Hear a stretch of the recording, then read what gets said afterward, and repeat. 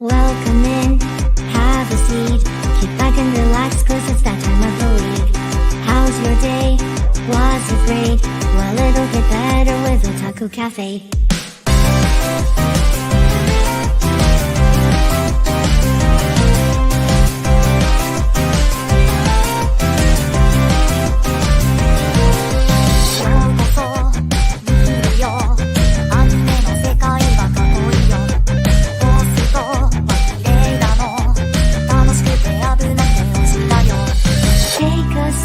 Nostalgia, let the memories bloom. All these stories in my head are gonna make me go boom. Kick back and relax, turn the volume to the max, bob your head until you're dead. Yeah.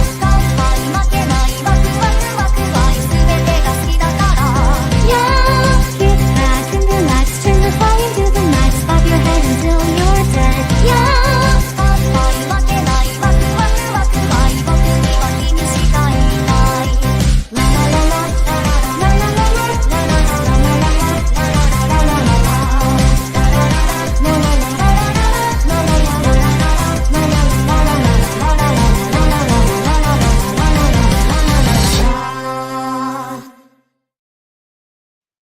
Gokigenyo minasama, daijoubu desu ka? This is your CEO of Otaku Cafe, Ethan, on the line today. We have a fantastic show for you. You'll notice that Matt didn't do the opening because he is on assignment, aka he is visiting family and on a vacation. So I am joined by our head server, the one and only, the master of a billion shows, connoisseur of none, depending. I joke. Chris, what's up, man? How you doing? I'm doing great. I couldn't finish all, or I couldn't fully catch up. I'm missing 3 shows. I'm missing Danmachi on High Dive. I'm missing Loner Life, but I'm not going to be talking about those shows on High Dive. And then one I recently found where it was that was on my list, Magic Luminaire, Magical Girl Incorporated, which I really wish I knew it was out because I would have caught up to that shit in a heartbeat. Mm-hmm. Okay, fair enough. I mean, you've got the gambit compared to the rest of us. You're at like 30-something shows. I don't know how the fuck you do it. You literally do nothing but work and just watch anime, right? That's like literally it. I do them at the same time. The only reason why I was able to catch up to everything is because I watch them at work. Jesus. I miss those days when I could watch anime at work. Long gone are those days. I remember back in the pandemic, I used to hammer out shows, especially when it was like dead, when I used to work at the call center and I used to work like third shift or second shift.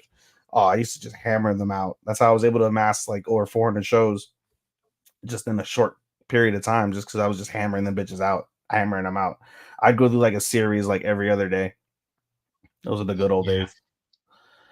Alas, we're here. So without further ado, we'll go ahead and we'll get this started because we have about 30 shows to talk about this season. Every week on Otaku Cafe, we're running somewhere in the high 20s. With Chris, we'll be talking about somewhere in the 30s. So let's go ahead and get this started. Starting from our news and notes for the week, we'll start on the 16th or so.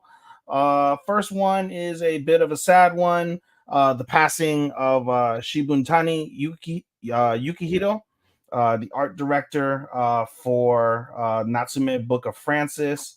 Died on September 15th at the age of 63 due to complications from a long-term illness. Recent art director works for Shibutani-san includes Rascal Does Not Dream of Bunny Girl Senpai, Tony Kawa Over the Moon, and To Your Eternity. So those are huge. Definitely huge. And other work contributed includes Lupin the Third, Gintama, Akira, and Detective Conan, among others. So, definitely a big loss in regards to that. So, want to wish well wishes and sympathies to friends, family, and loved ones of Shibutani-sama. Moving on. Let's see what we got here. 2 new anime releases, or adaptations, I should say. One of them is called Captivated by You. The second one is Let's Go Karaoke. and those have been announced for anime adaptations in the near future. Do we have any synopses? Yeah, we got a couple synopses. The first one is for which one is this one for? This is for Captivated by You. Uh Hayashi's frank, guideless demeanor quietly draws the attention of classmates and strangers as he counts all the stars in school, photographs, street signs, and dries sweet potatoes on the classroom balcony. In a world shaped by conformity, Hayashi is refreshingly unapologetically true to himself. Conversely, Nikaido has worked very hard to perfect a gloomy, dour facade that keeps his classmates far, far away. While much of the school regards Nikaido as a bad omen, one student catches a glimpse behind the mask and, undeterred by rumors of bad luck and supernatural powers, begins to pick away at Nikaido's carefully crafted persona. Sounds like a decent one I might pick up. The synopsis for Karaoke Iko, which means let's go karaoke. Nothing worries Satomi Oka more than the upcoming final choir competition of his middle school career, right up until he's accosted by a stranger from the shadows who demands, let's go karaoke. As a Yakuza, Kyoji Narita doesn't scare easily, but a terrifying prospect has driven him to seek Satomi's help. The boss is holding a karaoke contest with the loser forced to get a tattoo to be selected and tortuously applied by the boss himself. Oka has been to many vocal rehearsals over the years, but never one-on-one karaoke sessions with a gangster. Interesting. That's a maybe. Maybe a less likely, but maybe nonetheless. All right, moving on. What else do we have here? I'll have to see a trailer first. What happened?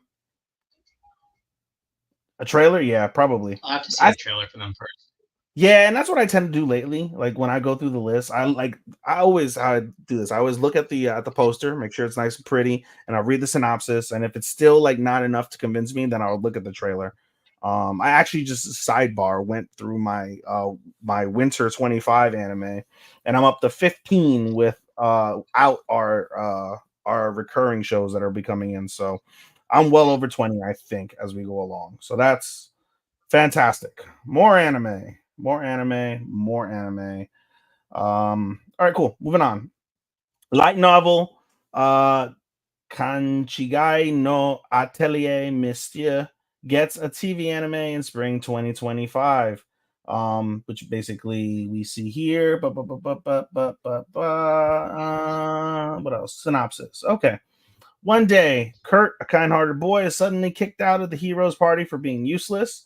He finds that his aptitude for weapons, magic, and all combat-related skills is the lowest ran, so he takes odd jobs repairing the castle walls and digging for minerals where his exceptional abilities are immediately revealed. He proves to be skillful in cooking, building, mining, crafting magical tools. In fact, his aptitude for every skill unrelated to combat had a triple S ranking. Kurt, however, seems completely unaware to his talent and ends up saving people, the town, and even the country through his unaware actions. Seems kind of cute. Mm-hmm. All right, moving on. Oh, I didn't realize we're getting a new high card episode. This just says new high card episode announces guest cast. So I guess it's the 25th. It says, what is this? What is this?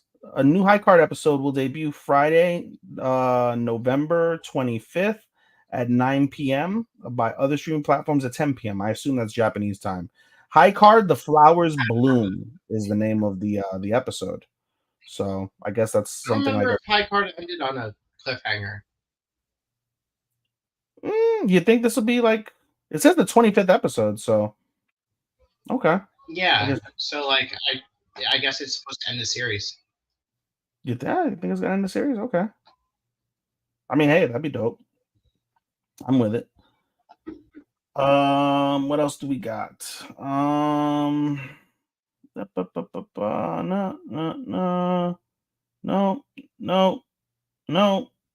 What else do we have? There we go. Another one. All right, another anime getting announced for a TV anime in 2025. I'm not even gonna bother because this is a super long Japanese title, but the English translation is "The Two Perfect Saints Tossed Aside by My Fiance and Sold to Another Kingdom." The light novel was announced at the 10th anniversary Memorial Festival as part of looks like part 5 it says, but it says yeah, this will be a TV anime in 2025. Synopses is as follows.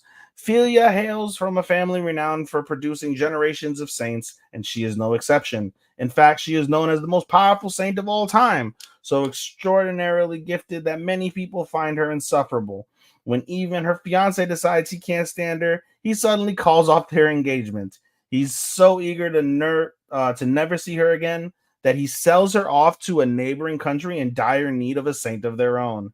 Now Philia readies herself to face the unknown, fully expecting more miserable treatment. After all, she'd be a fool to expect anyone to welcome her with open arms, right? Sounds pretty decent.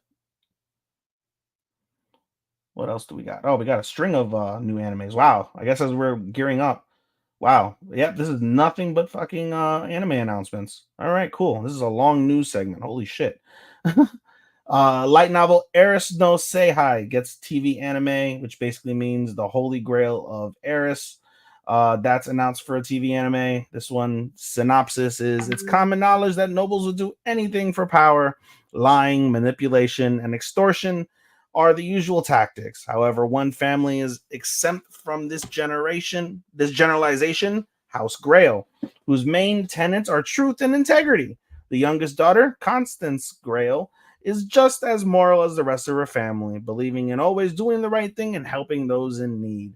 However, those ideals do not help when her fiance cheats on her with another woman. Framed by his lover in the hope of her downfall, constant pleas for justice are ignored. Everyone turns a blind eye, save for one, the spirit of the infamous Scarlet Castile, who possesses Constance and turns the table on her accuser. However, this aid doesn't come without a price. 10 years ago, Scarlet was executed for the attempted murder of Princess Cecilia. But this was actually a setup. As blunt and harsh as Scarlet could be, she would never stoop so low as to use poison. She has no idea who orchestrated her incrimination, but Scarlet demands that Constance, as the only one that can see her, helped her exact revenge on all those who wronged her. So this is a pure revenge plot anime. Okay. Okay. I like it. I like it. Moving on to the next one, Blade and Bastard gets an anime. That light novel, as of Sunday, was announced for a TV adaptation. Synopsis for Blade and Bastard is as follows. Deep in the unexplored reaches of the dungeon, a corpse is discovered, one that shouldn't exist. After Erimus is resurrected, his memories of life before death are gone, and he spends his days delving into the dungeon to retrieve the bodies of dead adventurers. Can they be revived as well, or will God reduce them to piles of ash on the altar? Either way, Erimus collects his finder's fee, and though his skills earn him some grudging respect, he is also scorned for this cold, utilitarian attitude. The living keep their distance. Erimus consorts primarily with the dead. That is until he meets Garbage, a feral, young swordsman who's the sole survivor of a massacred party. With Garbage by his side, Erimus ventures deeper, scouring the dungeon for clues to his past, avoiding monsters, traps, and the inevitability of a permanent ashen demise. So the fact that the other MC's name is Garbage is fucking hilarious. That is brilliant. All right, moving on. Another light novel gets an adaptation. Not going to bother because it's a very long title, so we'll give you the English translation. I'm the evil lord of an intergalactic empire.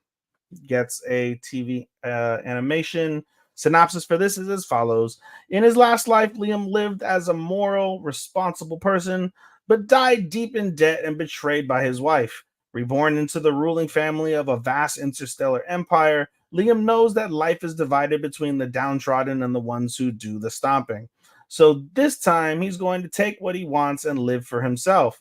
But somehow, things refuse to work out that way. Despite doing his best to become a tyrant, Liam's decisions lead to nothing but peace and prosperity for the empire under his rule, and he just gets more and more popular. So he wants to be a dick, and he can't be a dick. That's lovely. Absolutely lovely. All right, 2 more, I think. Maybe more. No. And Actually, no, 3 more. 3 more, I think. Did it? No. Yep, 3 more. Okay, sorry. Moving on. Okay. Another manga gets an adaptation. Watashi no Taibe Hitsudenashi, aka This Monster Wants to Eat Me, gets its TV anime premiere scheduled for 2025. Synopsis for that: I've come to eat you. So softly utters the mermaid Shiori as she emerges from the sea and takes high school girl Hinako by the hand.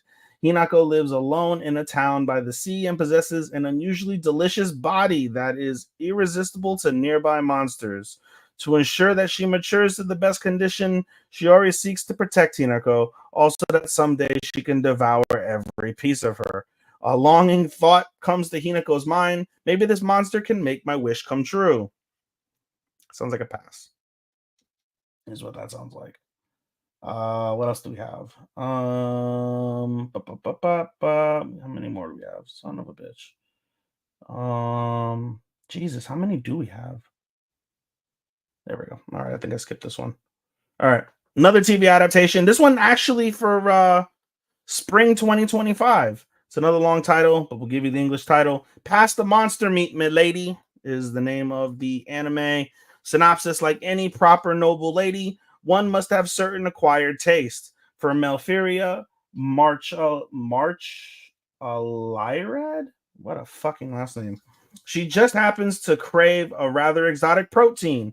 Monsters. But do not judge. Despite its bad reputation, monster meat can be used in exquisite cuisine, and Melphiria is determined to change the kingdom's opinion of it. Unfortunately, since debuting in society, Melphiria has been struggling to find her perfect match until she meets the fearless blood mad Duke of Galbraith. Also sounds like a pass. All right. We got that one. And then I think our final piece of news, thank God, I've been talking forever, is Apothecary Diaries gets a season 2. That's bloody brilliant. And Chris, where did you go? My cat unplugged the camera. I've been messaging you in here and in the group chat. And I was stuck backstage. I'm just reading. Yeah, I noticed. Any thoughts on any of the anime that I just mentioned at all? The one you mentioned before. The Yuri mermaid chick one. I'm reading that one. It's a really good one. Is it really? It's a Yuri? Yes. Oh. Yes. Yuri Mermaid Monsters. Okay. Cool. There you go. Yep. Any other thoughts on any of the other ones? Nope. Got it. Okay. And yeah, like I said, the final piece of news is Apothecary Diaries gets a season 2 scheduled to be released in winter 2025. So very much looking forward to that. I believe you and Matt both said it will be a split core. So that'll be another 25 episode as we go into spring as well. So bloody fantastic for that. I've talked way too much, so I'm going to defer to you, Chris, so you can tell us about the shows that you're watching and some of the shows that Matt is watching that I'm not watching as well. Okay. Let's just get my handy dandy list out. I'm just gonna start with the good stuff. Shangri-La Frontier Season 2. Turn off heavy. It's because it's one of the things I watched earlier today. Starting off after last week, Sunraku, Emul, Bisk, and the cat make it to the secret hidden underground lab where they need to find the magic operations unit in order to allow Biska in order to allow Biska to become a ancient craftsman. As they're trying to figure out how to get on their way down, they need a rope, and the Pentagon and Oikatsu appear to help them out. as they have their comedy moment of uh, calling out Sunraku for leaving them behind. They traverse down into the factory, fight a giant golem.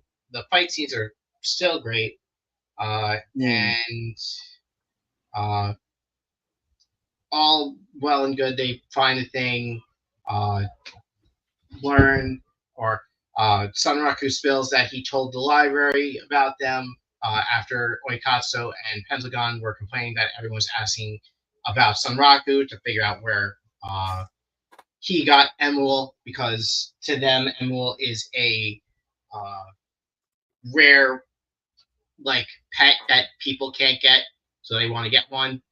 And the episode ends with uh, Pentagon making a call to the monster the monster fanatic clan and telling them, "Hey, Sunraku is going to be here with Emerald. Have come over here if you want to have some fun and try and get the pet Emerald."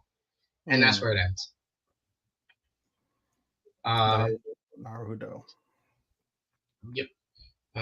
Let's see. What else do I have that? Oh, okay. We're gonna go with Blue Lock season 2 now. The first match of the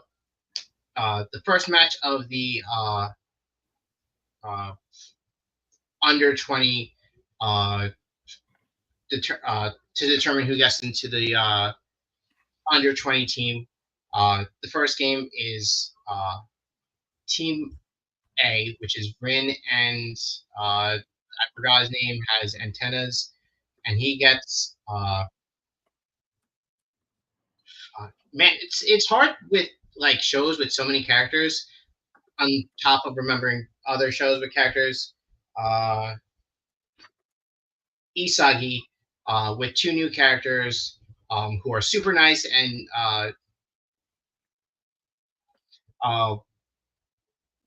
dude, go on the character list. go again. Huh? I said go on the character list. Here, let me pull it up for you.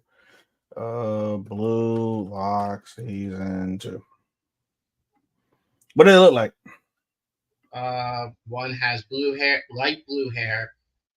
I wonder if they have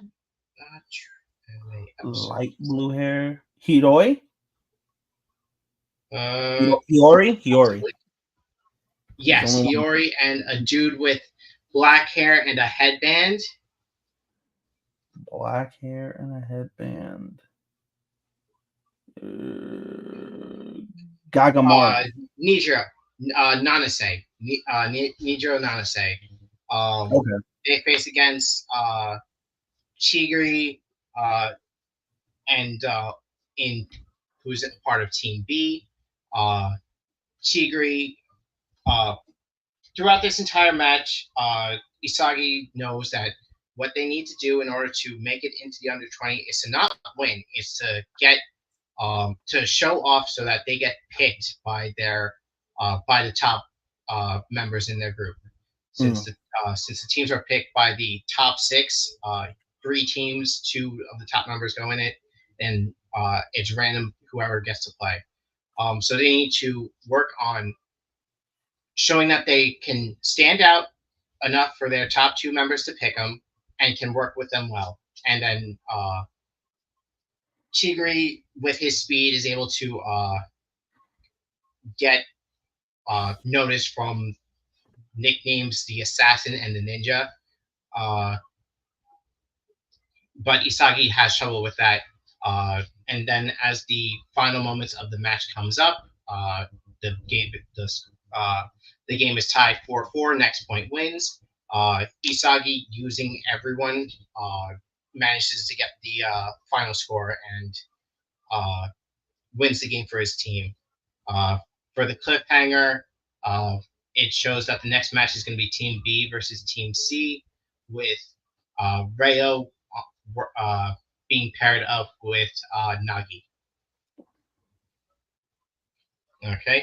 This anime makes no. I always bitch up to Matt about this fucking anime. It makes no damn logical sense. When it comes to this. Yeah, makes no logical sense when it comes to actual soccer. It's just so fucking bastardized. It's offensive just hearing it. Yeah, that's how I feel.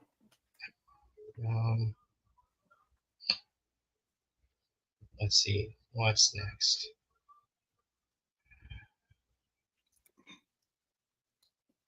Oh, I'm going to talk about one of uh, my solos that Matt isn't watching. All Now right, go I'm ahead. going to talk about Acrotrip.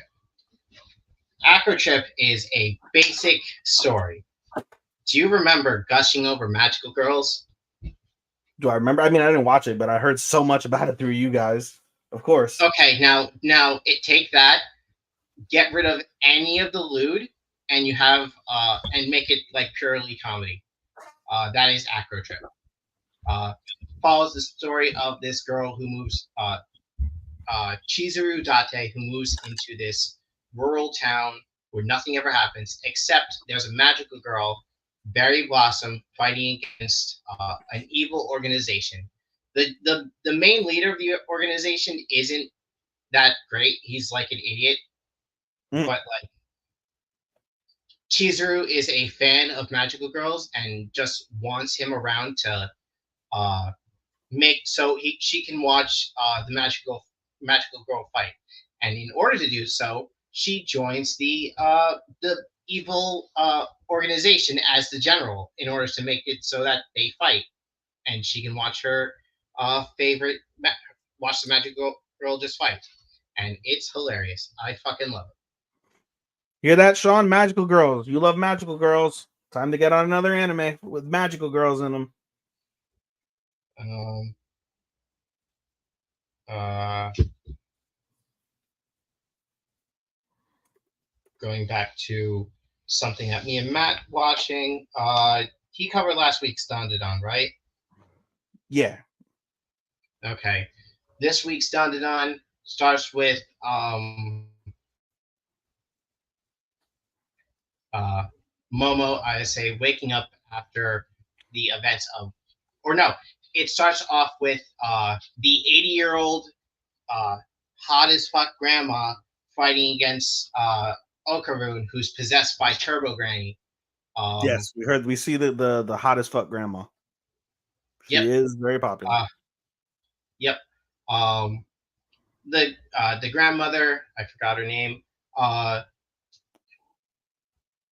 like Rex Okarun because he can't get past her seals, and uh,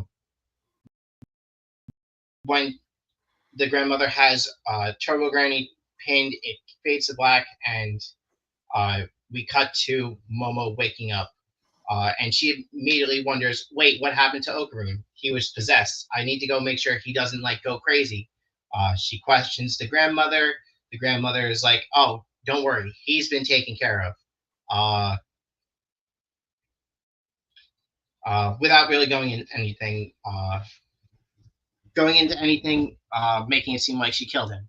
After an argument, uh, the grandmother reveals that he's still alive. Don't get your panties in a bunch. He's currently in the outhouse or in the shrine where he won't transform. Uh,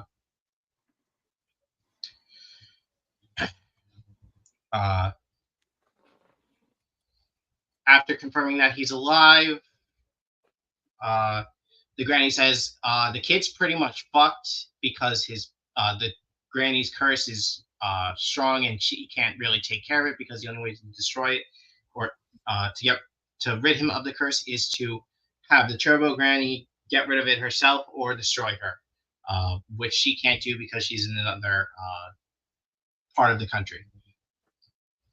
Um, she then tells him basically the only way if you guys want to do it, you guys would need to train and get better with your powers. Uh, Saying you have plenty of time. Just when they're thinking about uh, how long it's going to take for them to get ready, while Okarun's on the toilet, Turbo Granny possesses him again. Uh, Pretty much threatens, "Hey, if you don't come to my place tonight, I'm killing everyone that Okarun sees because the curse can be transferred through his eyesight, or Turbo Granny can curse anyone that Okarun sees." And that's where the episode ends off. Hmm.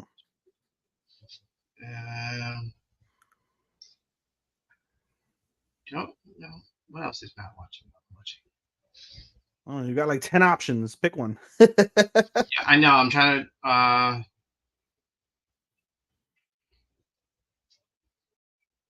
I think he's. I don't know if he's watching that. Are you watching? You Are Miss Servant? No, he is though. Okay, I'll do that one, and then I'll talk about the two shows that I picked up today. Go ahead. Picking up from last week's Maid Son, main character, I forgot his name. There's too many names. Gave the maid the name Yuki due to that's when she was born in December. Uh, Immediately after that, main character's little sister comes by, and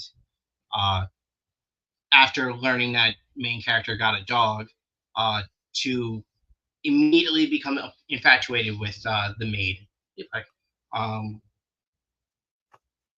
Because apparently she has an huge attraction to beautiful people. After asking questions about her, learning that she's an assassin, the little girl decides, "Hey, I'm gonna use you as my summer report. You're gonna be the topic of my summer report. So I'm gonna just write about everything that you do." Has her do some assassin tricks. Get to know each other. After getting some information, she brings up, "Hey, let's go to the summer festival because apparently it's tonight." They go out. The maid stops a robbery by almost killing a biker, and they have fun at the fireworks. And the maid is, I believe, she's slowly falling in love with the main character. And then I believe that's where the episode ends. Okay. I believe that's all the stuff Matt's watching. Let me see. Sengoku. I'm gonna save Sengoku when he's here so he can see it and so we can talk about it together. He's also got Angler, God App, Elementary Wife, and Hanako. I'm watching God App, but I don't want to talk about that show. I don't like that show. But I will talk about. I'm going to talk about the good ones first. I'm going to talk about Magic Lumiere, Magical Girl Incorporated. I only discovered that this was on Prime an hour ago before the show started.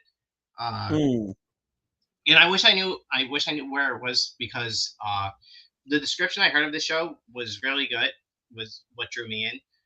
Basically, it's about magical girls if they work like a business. Monsters are coming in, destroying all your company. Oh man, you're gonna need to sign like 50 documents to say that we're not liable for any damages done to your property while we're saving your lives. What the fuck? Yeah. And they're like adults, it's not like they're kids. So it's more like an office drama, but with magical girls. Prime does weekly simulcast? I don't know if it's dubbed, but yeah, it's they're up to episode 3 now, from what I saw. Oh shit. Next was the story of girls who couldn't become magicians. It's a cute show. It's done. The animation is really good. Basic premise of these. Basic premise of the show is that this girl, when she was a little girl, wanted to become a magician because she loved like magic looked beautiful and she wanted to do it. She gave up her dream when she tried to do magic and it didn't work. Got a book from a magician who said, "Hey, don't give up. You can be a magician." The magician was lying to her. She did not become a magician. She, because apparently, in order to become a magician, you need to pass a test to go into this school, but she failed some aspect of it despite receiving the highest grade of their year. So she's stuck in the general classes instead of the magic classes. So far, they've done basic things like the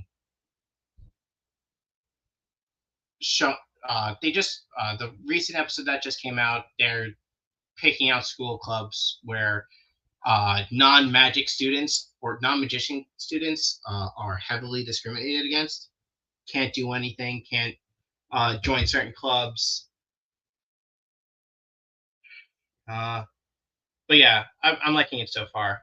And then the most horrendous offender, and is most definitely, if it keeps going on its track, it's going to be my biggest disappointment of the year. Demon Lore 2099. So you take this fantasy setting, and then this fantasy world, and then you mix in with cyberpunk shit. Sounds pretty cool. Sounds pretty cool when you have this magical demon lord in a world where there's cybernetics. Yeah. I read the synopsis for this, and I was like, this seems kind of weird, but if it does well, it might have been a maybe. I was like all in when I like saw the animation. After I saw the trailer, well, I was like picking up what to watch after dropping 2 shows. Episode 2, the finale, like the cliffhanger, really killed it for me. Oh shit! So in order to actually get a job, you need the implant, which allows you to like be a cyberpunk. The dude who made the implant was the demon lord's like flag. Get down from there! I don't want that thing to be like knocked off again. Get up.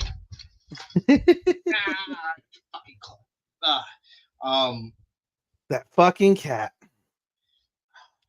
I got 3 in here. Was the demon lord's old general who hated him, and he's like, I knew whenever you were going to be reincarnated, you were going to get this piece of tech. So I made it so that you are not compatible with it, so you cannot use it. So he can't get a job because he can't get the special implant. So what do you think he does? I will give you one guess. What do you think he does in order to make money in this cyberpunk world? Steal things? He becomes a streamer. Oh God. That's where the last episode ended on. And if they don't immediately pull it back and say, "Oh, hey, time to go commit crime, samurai," like, and it's just biggest disappointment. They had it. They had the formula. Why would you stick around if that was the episode too? Like if this is the direction of the show. That's how it ended. I don't know. I mean, like, yeah, sure. Fucking Kongming was great. This was not what you needed to Kongming. No. This was what you needed to like make a fucking cyberpunk series. They probably didn't want to bite off of cyberpunk, but at the same time, like, that's so like sideways. It was great because it immediately started off with like the final fight between the hero and the Demon King, and the Demon King's like, "How'd you manage to beat me? I'm immortal." He's like, and the hero's like, in no short of words, says, "Humans are built different. Get good." That is basically what he said. That's gangster. It was so disappointing. Well, sounds like another drop if episode 3 remains the same. Yep. All right. What else you got? That's it. That's it? That's it. That's all I'm going to talk about this time. Ow. Ow, Flag. Why are you like this? I wish my cats would do that. Just climb on top of me. My cats never do that shit. Only when I'm laying down. If I'm sitting up, never. I will never get that. Flag's the only one who climbs on me. The other 2 are still like little. They just like climb on everything else. But you. All right, cool. I've only got 3 to talk about, so this should be relatively short since we're going to talk about all the other ones. We'll talk about Daima first because magically, by some miracle, Chris isn't watching Daima. So, episode 2, I believe it was pretty solid. Basically, the Dragon Ball fighters, they're all trying to like figure out what happened. So, Goku realizes as he's trying, let's go over to Dende's place, and he starts flying, and he can't fly for shit because he's got to get used to all of everything. So him and Vegeta basically have to like retrain to like get their balance and things of that nature. They go up there, they get the sit rep in regards to everything, and they're like, all right, well, fuck, what are we gonna do? And so Supreme Kai basically is like, hey, we've got a ship on our planet that got fucked up thanks to you, Goku, but we can repair it and we can go to the demon world, right? And so they do that. And basically, and by the way, Supreme Kai does find out, and we also find out that the guy who is the Kai lookalike for what's his dick? Let me pull up the character name so I know. The what? Where the fuck is he? I don't see him. Where the fuck are the characters? There we go. The Kai for Goma, Degasu, is actually Supreme Kai's younger brother.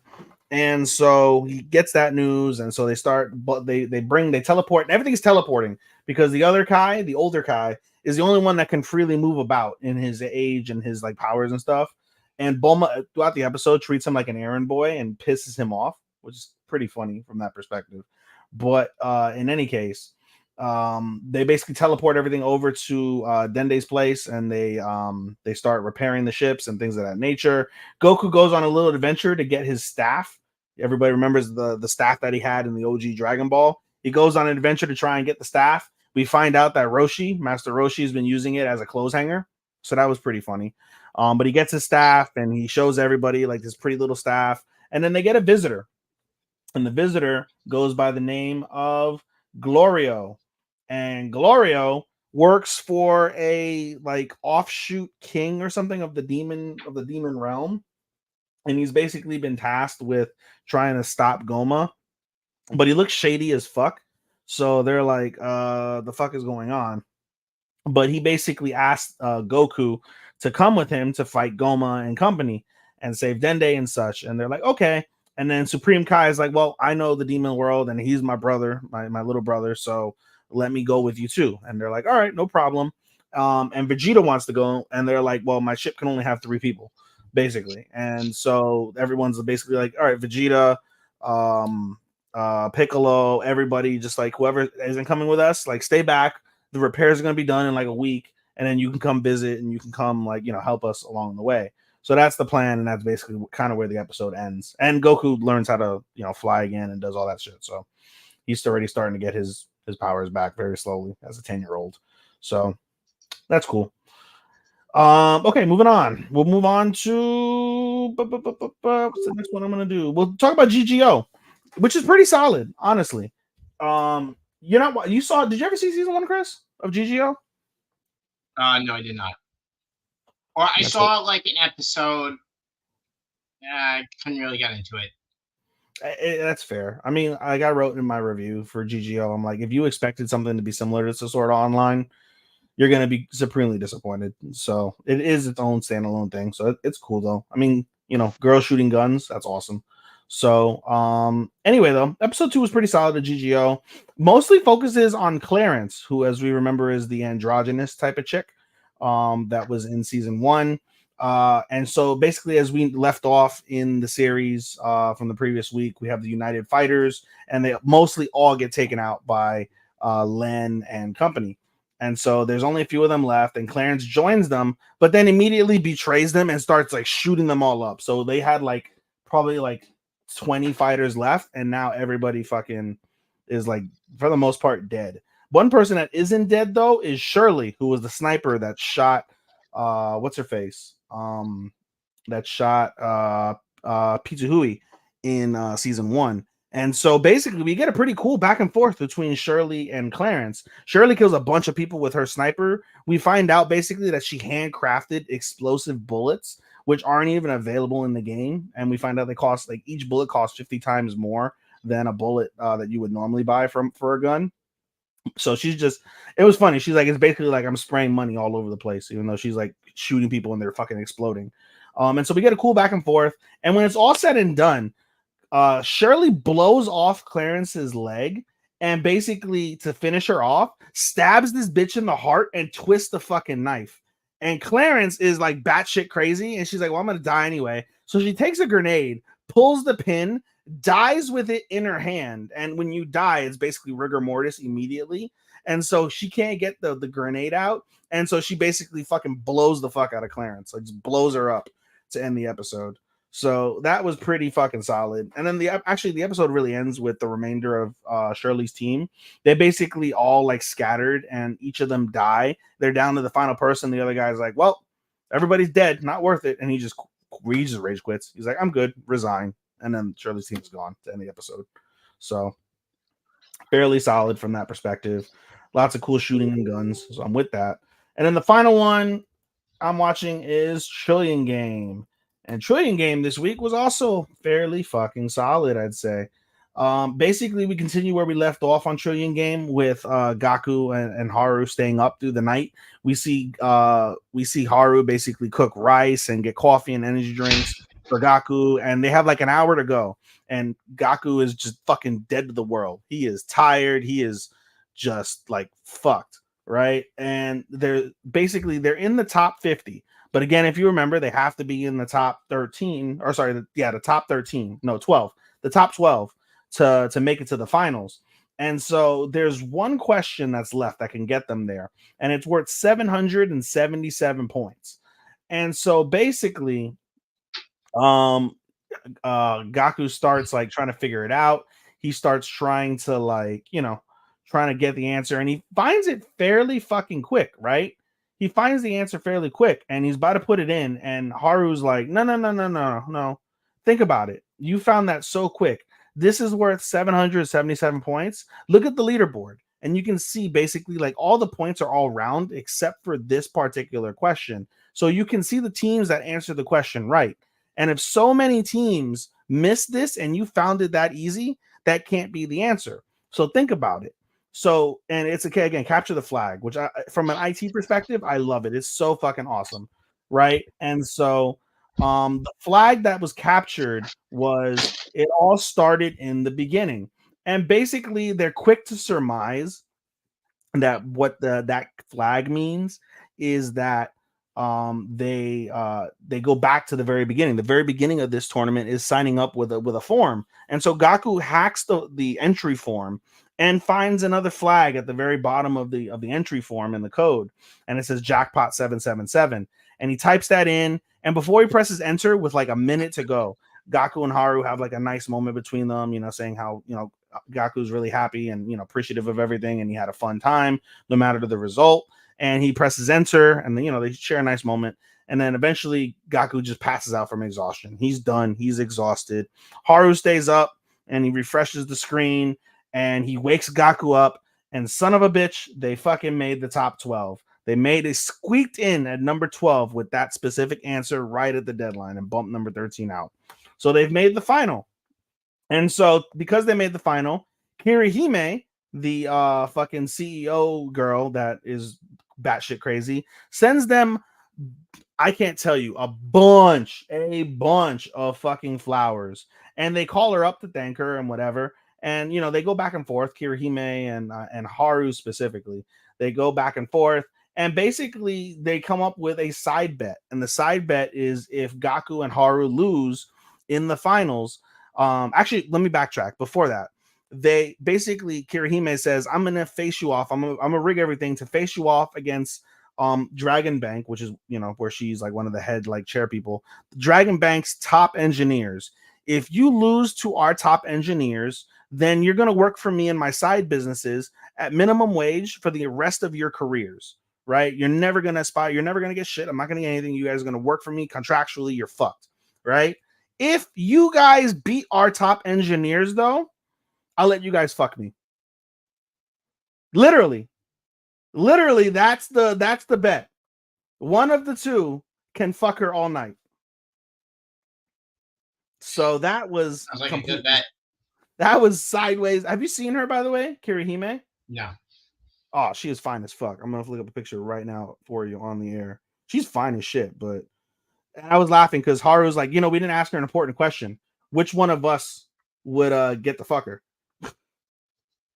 And they're like, what do you mean? It's clearly, and they go back and forth with each other, like, oh, clearly it's you, da da da da.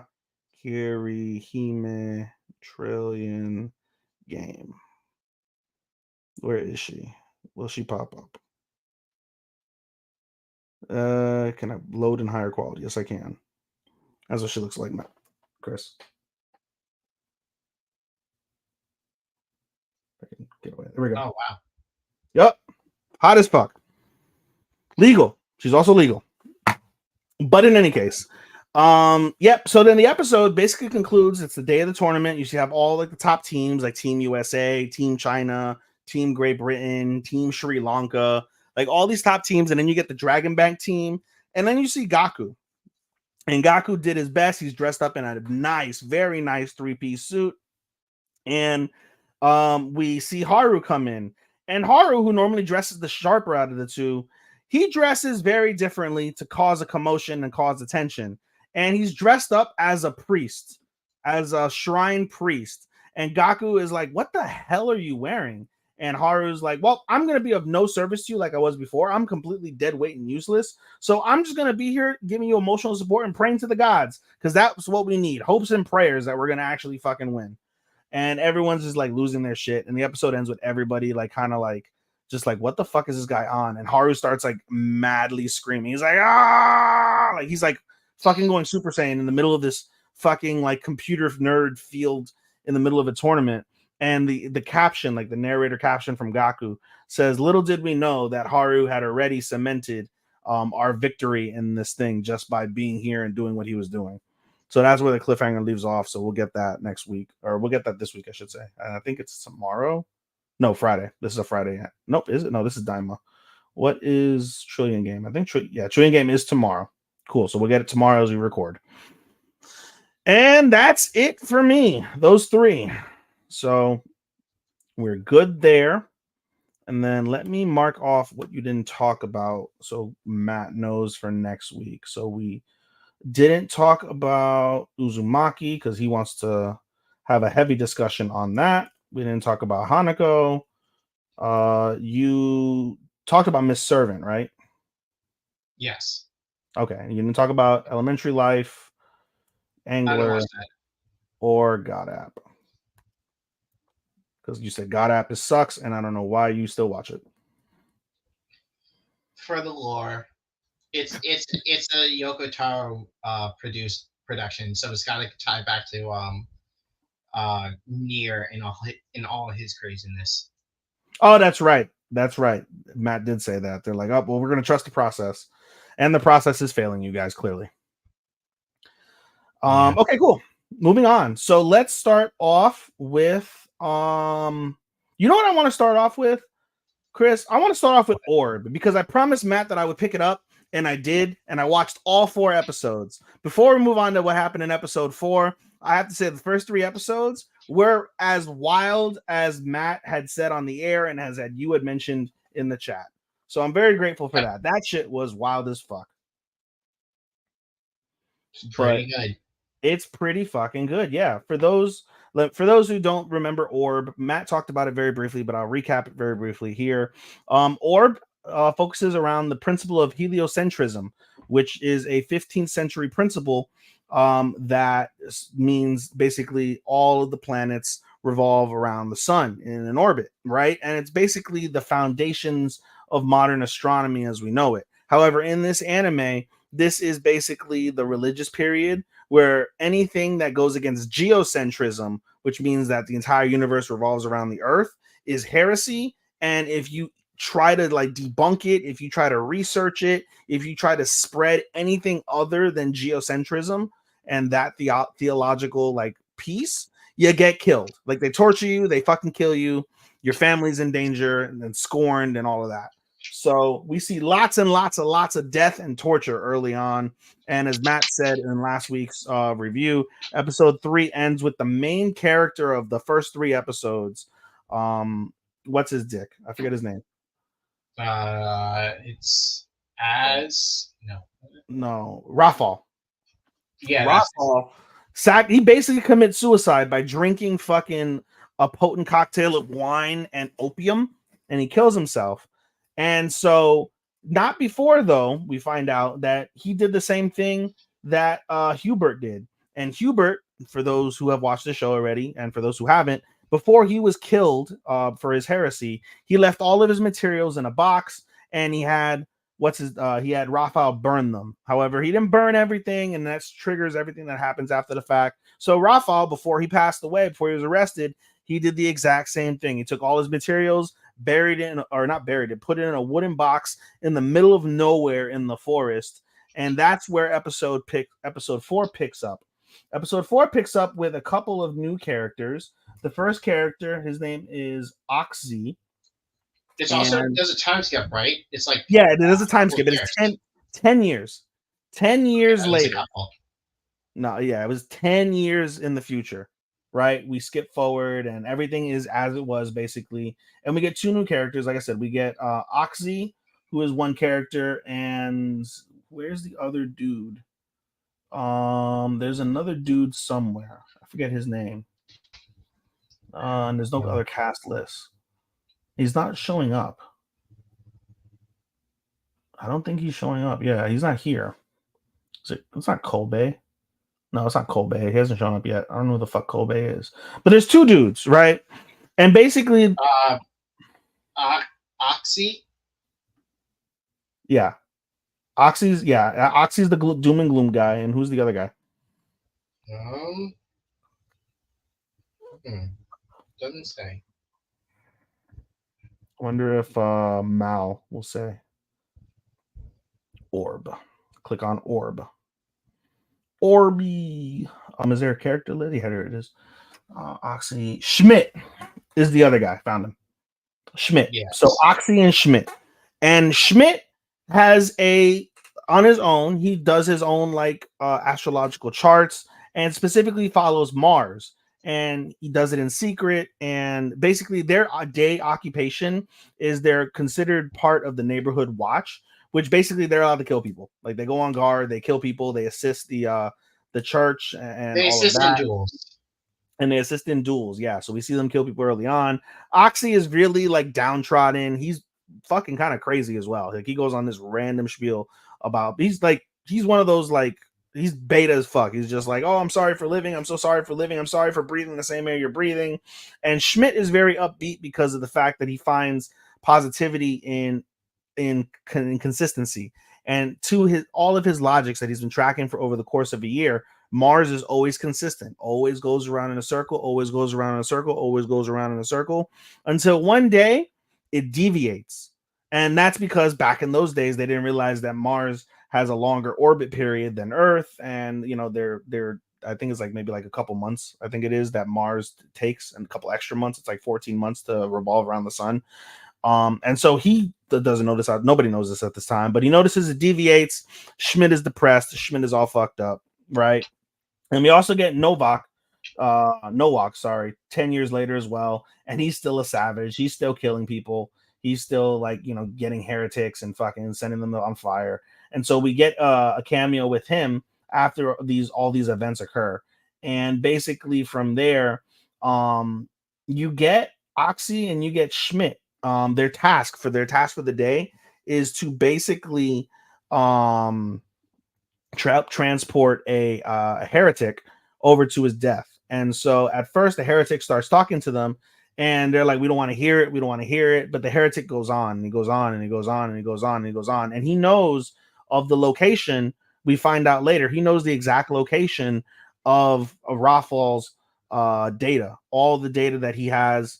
He finds it, and he basically goes on and on and on. And Oxy and Schmidt almost killed this dude, and basically they're he basically convinces them, the heretic convinces them to basically go along with this plan to find out more about the truth of the world. And Schmidt cuts him free, and the episode ends basically where the episode actually began, which was a what's the word I'm looking for? Not foreshadow. What is it when a flash forward. That's what it is. It ends in the beginning of the episode. Episode 4 is a flash forward.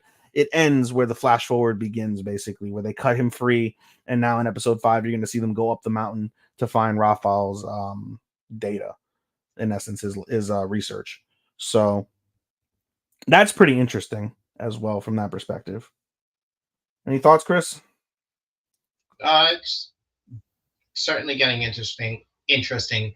I was when I because this was in back burner of series I wanted to pick up. I didn't expect them to kill the main character like 3 episodes in. It was weird. I've never seen that before. Yeah, I'm sure it's been done, but I've never seen it before. Yeah, a couple of series did it. Have done it. One that I started watching last season did it, but they threw it back like next episode. True. Nah, this is solid. This is a very, very solid pickup. So thank you, Chris and Matt, for telling me to pick this up. And Sean's watching as well, so we got something the 4 of us are watching, so that's fucking fantastic. Yeah. All right, cool. Moving on. Let's go with Forbidden Deductions, because that was fairly solid. And Chris, I think, and I was telling Matt this on the show, Forbidden Deductions is starting out far more strongly than it has been in. I told Matt this. I told Matt this after I saw the 4th episode. It's so back. It's so back. Or I'm so for it now. Or no, I'm for it now.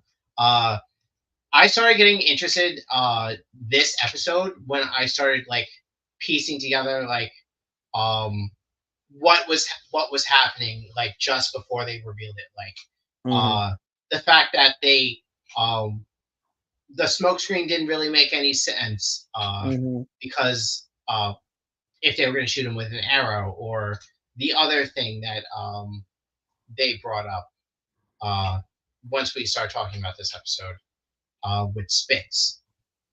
Yeah, the Spitz reveal was very surprising. So yeah, I mean, just to recap the episode very briefly, it was awesome. Like we said, basically they figure out it takes a lot of time and some bullshit, and Winter actually helps them.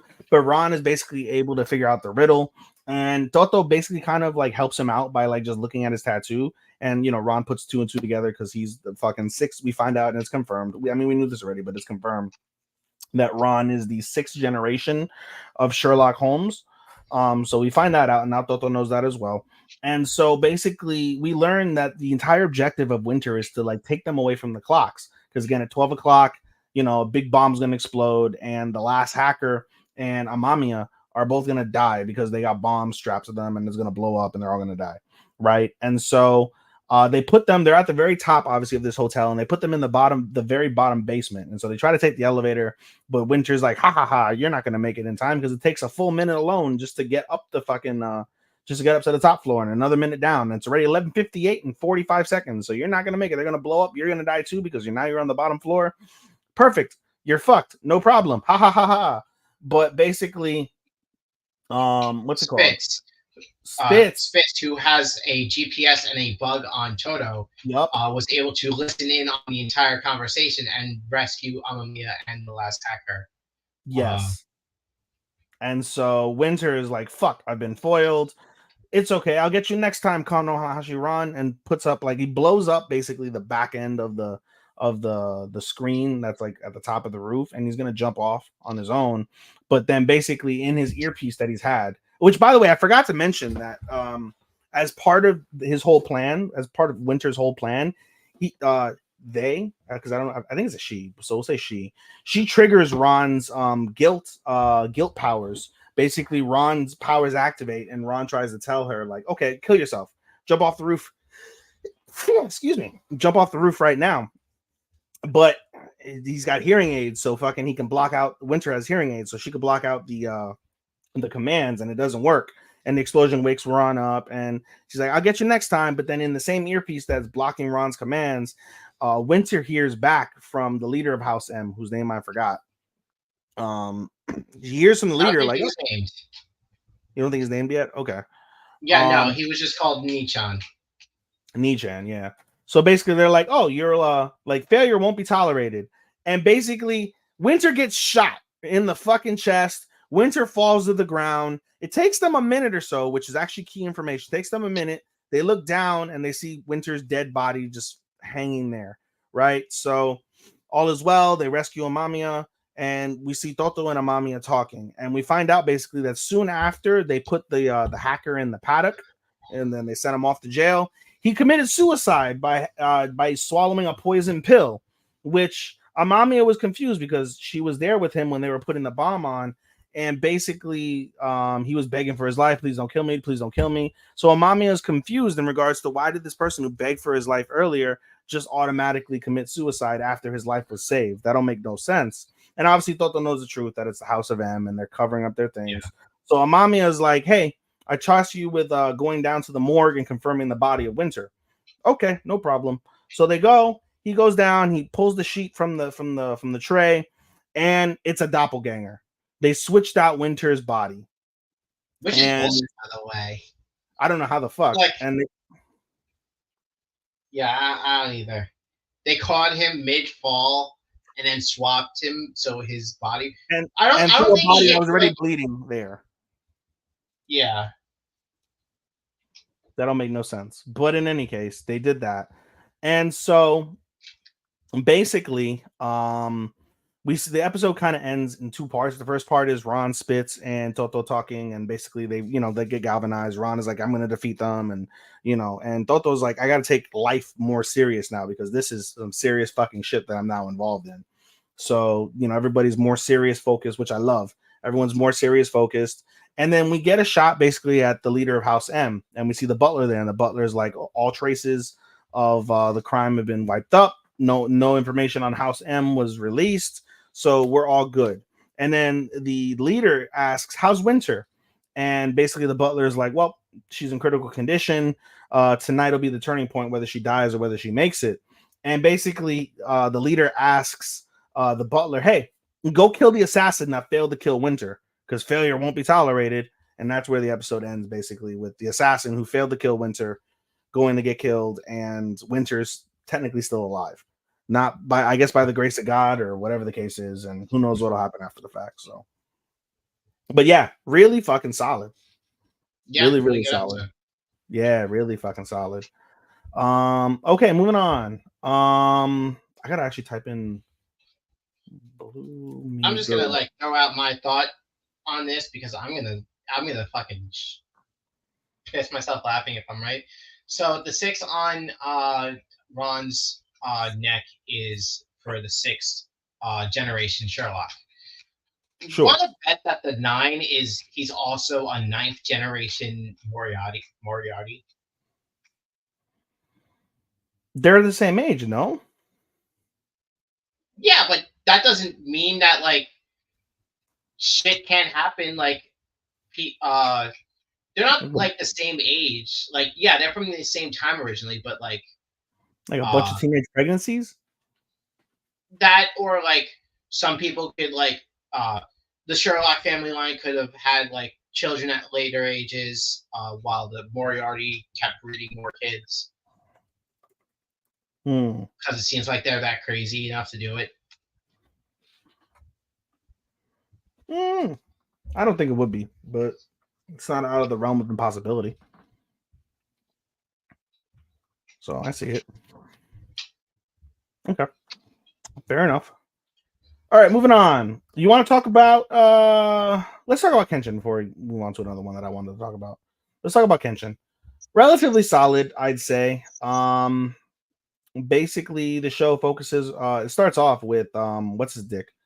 Whose name I'm forgetting now. Sanosuke being lost as fuck. So that's funny. And as the episode mainly focuses on Kenshin and what's her face? Whose name I'm forgetting now. Misao. Yeah, I think it's Misao, right? I think so. Yeah, her name's Misao. So it basically focuses on Kenshin and Misao. And Misao, they're going along the route, and basically Kenshin discovers a dying body and asks the dying body, what's your last wish?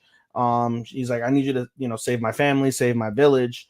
they're under attack by Shishio. And so he passes away. They bury him. The little brother, he was holding his little brother in his arms, who was unconscious at the time. The little brother wakes up, sees his brother's dead body, and he's like, fuck. He starts getting upset, and he's like, I gotta go save my family. Kenshin's like, don't worry, I'll do it. I got roped into this. I'm gonna follow in with the last requests, and we're gonna do it. So he goes to the village. It's a little sideways from his original track, but he goes out of his way. He goes to the village, and the village is a ghost town. It's full of dead bodies. It's abandoned, and he sees two people, bloody, cut up, and hung on some gallows. And it is basically the kid's parents, and the kid screams. He's like, no, and he's all like, holy shit, shocked.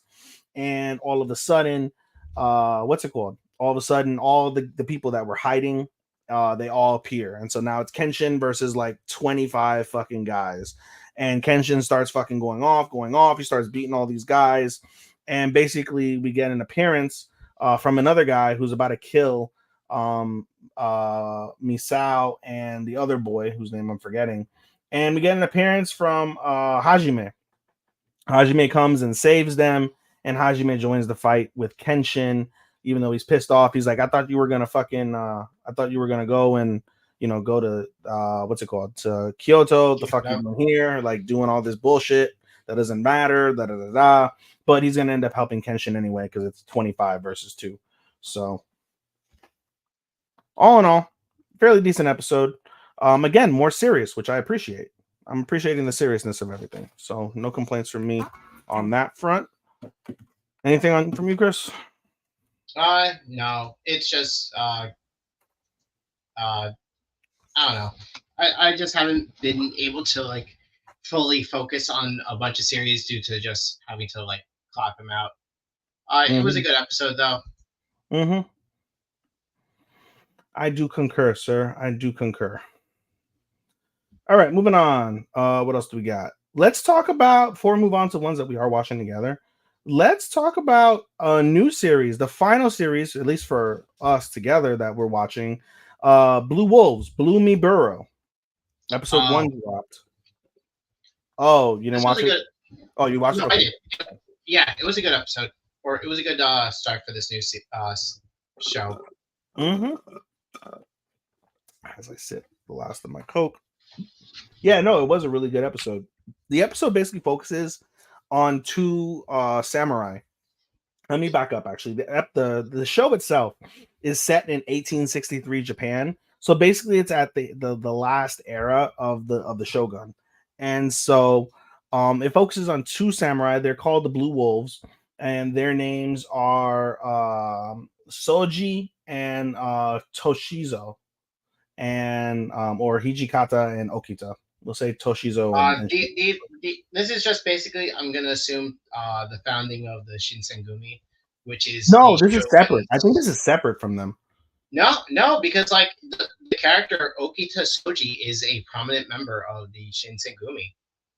Is he? Yeah. Oh shit. I don't know. Doesn't mention anything about the Shinsengumi there because they're their own thing. Yeah, that's why I was surprised. That's why I was surprised because they didn't like bring it up. No, they're just the Blue Wolves, and I'm just like a hated Ronin group named as Miburo, who would later be known. Oh, yeah, who would later be known as the Shinsengumi. Yeah. Okay, so it is the founding members of the Shinsengumi. Okay, so this is a tale on the founding of the Shinsengumi. And so we get those 2 members, and it focuses on a little town, and they have kidnappers, and basically Soji and Toshizo basically go to like this like dango spot, and they constantly eat there. And there's 2 little kids, right? Neo and there's another girl. If I could find her, Iroha, and they work there with an old lady. They're orphans basically that were taken in, and they're not related by blood, but they're basically brother and sister. And in the town itself, the reason why that these 2 Shinsengumis are there, the Blue Wolves, is that there's kidnappers, and they're kidnapping little children and doing God knows what with them. And so low key, they're there to stalk the town and try and stop these evil people from kidnapping children. And so they end up using Neo and Iroha as bait. and they're able to basically flesh them out, and they end up saving them from being kidnapped. But before one of the guys gets killed by Soji, Neo stops him and says, "Don't kill him." And he's like, and they're like, "Why would I stop him? He tried to kidnap you." And they're like, he had no killer intent, right? He didn't want to kill you. He drew his sword not wanting to use it. And so then they're like, "Oh, okay." So then they're able to extract some information. We find out basically that that these kidnappers are the parents of people that the real bad guys have already kidnapped. And basically, to get your child back, you got to do their deed and capture other children for them. And so that's what they were doing. And all the other ones got knocked out or knocked unconscious or like just beat the fuck up. So nobody really died in this instance. But basically, Soji and Toshizu basically go, they save the kids, they run the fucking bad guys off. All's well that ends well. But Soji has taken a particular interest in Neo. And Soji, we learned at the beginning of the episode, doesn't really like children. He detests them in a way, but he takes a keen interest to Neo. He basically says like Neo has a lot of like good instincts, and he's young enough that they could train him. And he's like, even if you don't want to fight and be a warrior, come be with us. You could be like a cook, a cleaner, and a house attendant. There's plenty of jobs for our like division, the Blue Wolves, that you can do. And then we get a really impassioned promo, in essence. Good spiel from Neo, basically saying how like fucked up the world is, and he wants to change the world, and he's powerless and he hates being powerless and all this stuff. And it was really nice, really touching. And basically, when it's all said and done, he agrees to join Soji and Toshizo in joining the Blue Wolves. So basically, the episode, although focuses on the Blue Wolves that will eventually become the Shinsengumi, it will focus a lot on Neo and his journey and his path to be ever so strong and powerful, and his quest to save people in Japan from evildoers. So, like you said, Chris, really solid episode. I really enjoyed it. I'm a sucker for period pieces, especially if they're done correctly. So far so good on this front. Animation's pretty solid. Musical composition solid. So no complaints. Yeah, solid start. I can't wait. I hope to see more from it.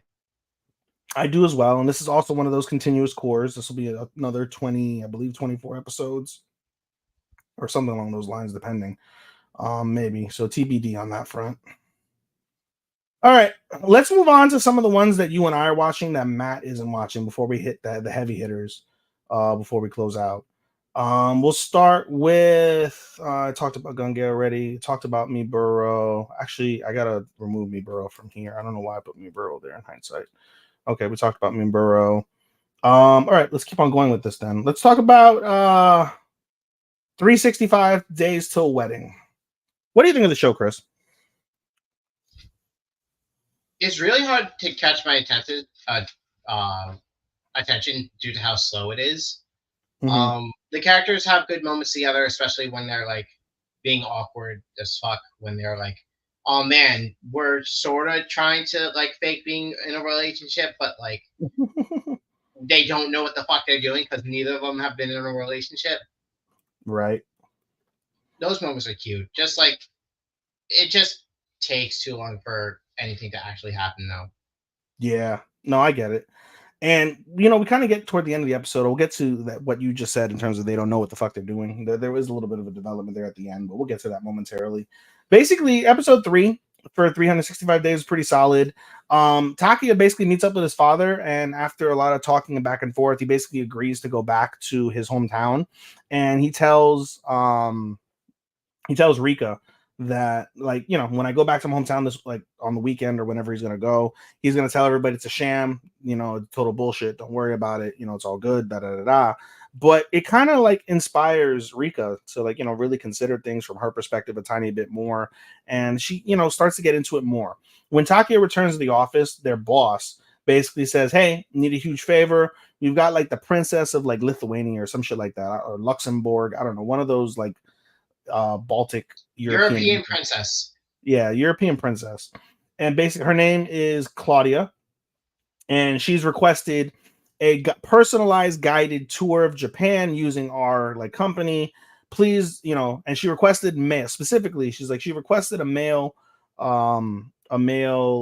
escort / tour guide, And there's a rumor that she devours men, so she sleeps with men, just fucks them all night, and then drops them off, and that's that. But hey, we need you to do it, so please do it. So all right, and we see. I thought it was really interesting this episode how like because I watch it obviously in sub, and they you have the horrible English or the horrible Japanese. Basically, they made the character with horrible Japanese, and then we see Takuya talk in decent English, and then we see Claudia talk in English, and then we get like a cut. Literally, it's like a black frame, and it says the remainder of this episode will be dubbed in Japanese for everybody's sake. And then they just go straight into the Japanese again. So I thought that was pretty funny from that piece. But we basically see Takuya just roll around, like showing Claudia everything in the city and things of that nature. We find out Claudia is a huge like fan of like their version of Sailor Moon. So he takes her over to like a school rooftop and gives her the Sailor Moon outfit, and she gets to like reenact her fucking like childhood dreams of being in Sailor Moon and things of that nature. Meanwhile, while this is all happening, we see Rika at the office, and Rika's really nervous, like like, oh, he's with another girl, like da da da da. She hears the rumors, like, oh, well, it's none of my business if he fucks her, da da da da. But she still feels a certain type of way. So much so she ends up going to his apartment, and he's like, oh, I'm just gonna drop off a gift. I'm just gonna drop off a gift, whatever. But notices when she gets to the door, she hears giggling and laughing, and notices that Claudia is in Takuya's apartment. And then we get a flashback to basically where Takuya is asked by Claudia at the end of the night, like, hey, take me to your apartment. And he's like, and then we end up there. And there's a lot of back and forth between all the groups. Like, she's trying to sneak away after Claudia sees her, and there's nobody at the window, and she's trying to sneak away. And then like something happens, like, Claudia basically goes into Takuya's room where the cat is, and the cat lunges at Claudia. Claudia freaks out, falls back on Takuya, and of course ends up in the typical anime position of riding him. And coincidentally, at that point, after the scream, you see Rika bust through the door and was like, oh, like, it's none of my business, da da da. Like, she kind of like she's playing a dairy character. And basically we find out that Takuya was messaging her several times, and she was so preoccupied with her own head that she missed the text messages. And then we get another flashback back to after Claudia like asked Takuya to go to the apartment, basically saying like, hey, I can't have another woman in my apartment. I'm engaged to be married, da da da da. And Claudia was all for meeting his fiance. And Claudia in particular sees the chemistry, or the budding chemistry between them. Even though if they're awkward as fuck, there's still budding chemistry, and there's a connection there that Claudia notices. And Claudia, is basically she becomes really candid with them and basically says like, hey, I got into a sham marriage because I have to like, keep up appearances, and I need to, do things for the family and things like that. So she's with a husband. She doesn't love her husband whatsoever. She, in fact, is two-timing her husband with another woman, and basically says that I'm thinking of leaving the royal family so I can be with the love of my life, because the more I stay, the more I realize like, I just want to be happy, and, being in love makes me happy, and I'm in love with this woman. So I'm going to go be happy.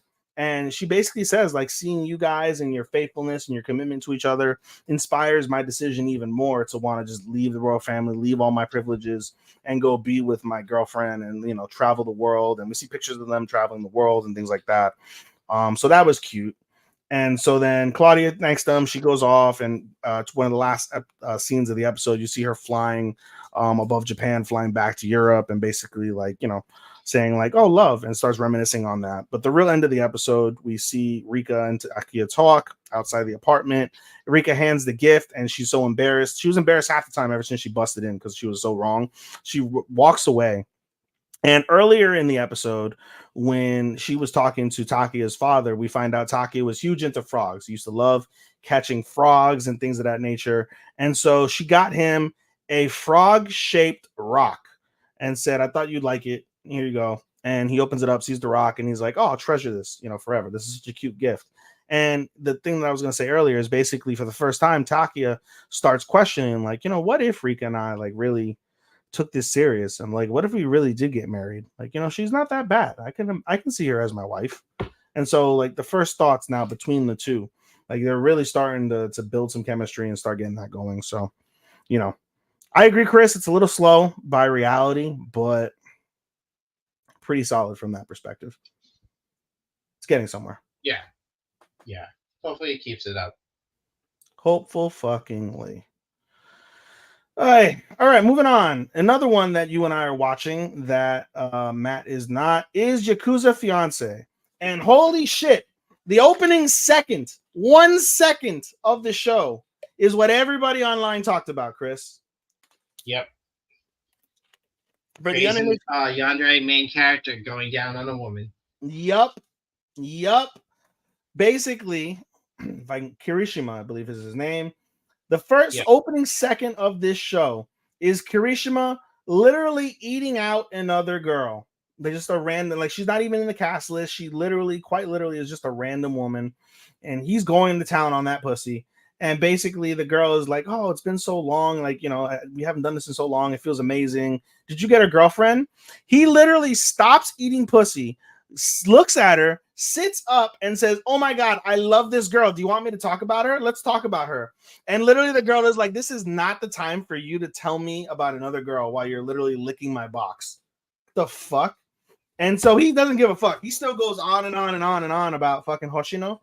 And basically, when it's all said and done, the way he described Hoshino to the random girl's like, "Seems like she hates you, dude. Like, why do you love a girl that like just seems like she despises your ass?" And so he's like, "Does she really?"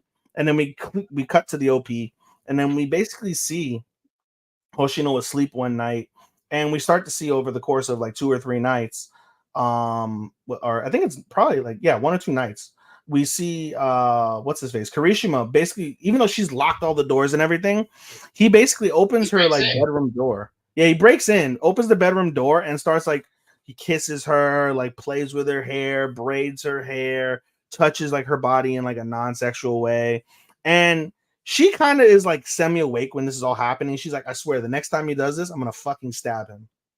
So sure enough, he does it the next day. She grabs the knife from under the pillow, tries to stab him. Kirishima, being OP as fuck, he basically disarms her, and they start talking. And basically, Hoshino's not dumb. She's quick to discover, like, "Hey, you've been fucking around with another woman because you have a kissing mark, so you have hickeys on the back of your neck." And he's like, "Oh." And she's like, "I don't care. You can do whatever." And she's like, "Really? I can really do whatever?" And he's like, "Yeah, I don't give a fuck. Like, you know, like if I really liked you, I'd kill you for cheating on me."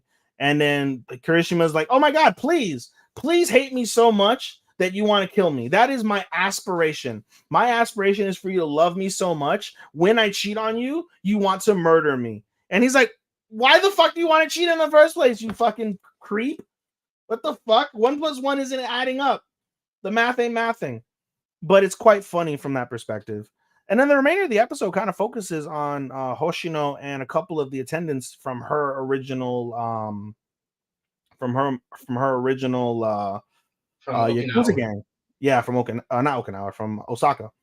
And from Osaka. And basically there's a huge like leader meeting amongst all the Yakuza in Japan, and they all meet, and you know, they have discussions and things like that. We find out more of the histories, which may or may not play a part in it, to be determined.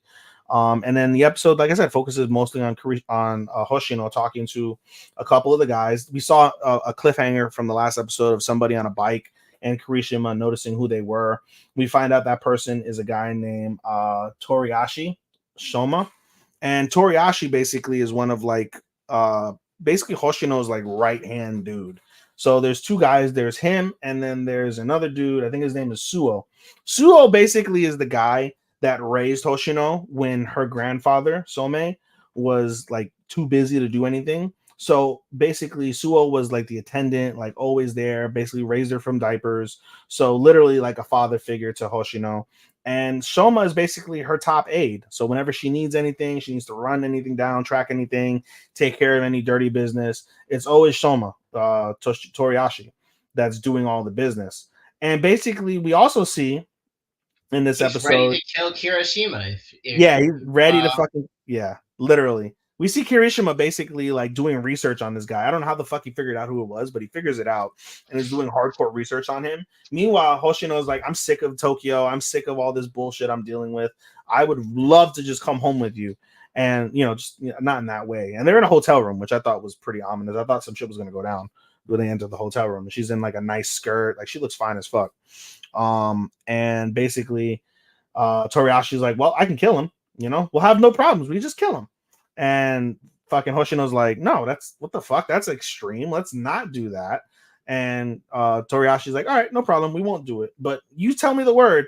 I'll be waiting. I'm literally waiting for you to tell me, please kill this man. And I will go kill him in a heartbeat. And so that was pretty funny. And then the finale or the cliffhanger where where Kirishima and Shoma meet. Yeah, It's like, basically. hey, dude. Yeah, basically, what's it called? Toriashi goes outside to smoke a cigarette, and we see Kirishima walk up to the hotel and says, "Hey, you can't smoke out here, buddy." And Toriashi's like, "Who the fuck are you?" And he's like, "Allow me to introduce myself. I'm Kirishima." Cliffhanger. Who's worse in your opinion, Kirishima or Hananoi? Or who? Hananoi. Hananoi. Hananoi. Really? Hananoi. Really? Yeah. Fucking Kirishima's more extreme though. Yeah, because he's Yakuza, but you know, it's because like I buy him being extreme because he's Yakuza more than I buy Hananoi being extreme because he just was fucking like parentless and took bad advice from a fucking old pervert.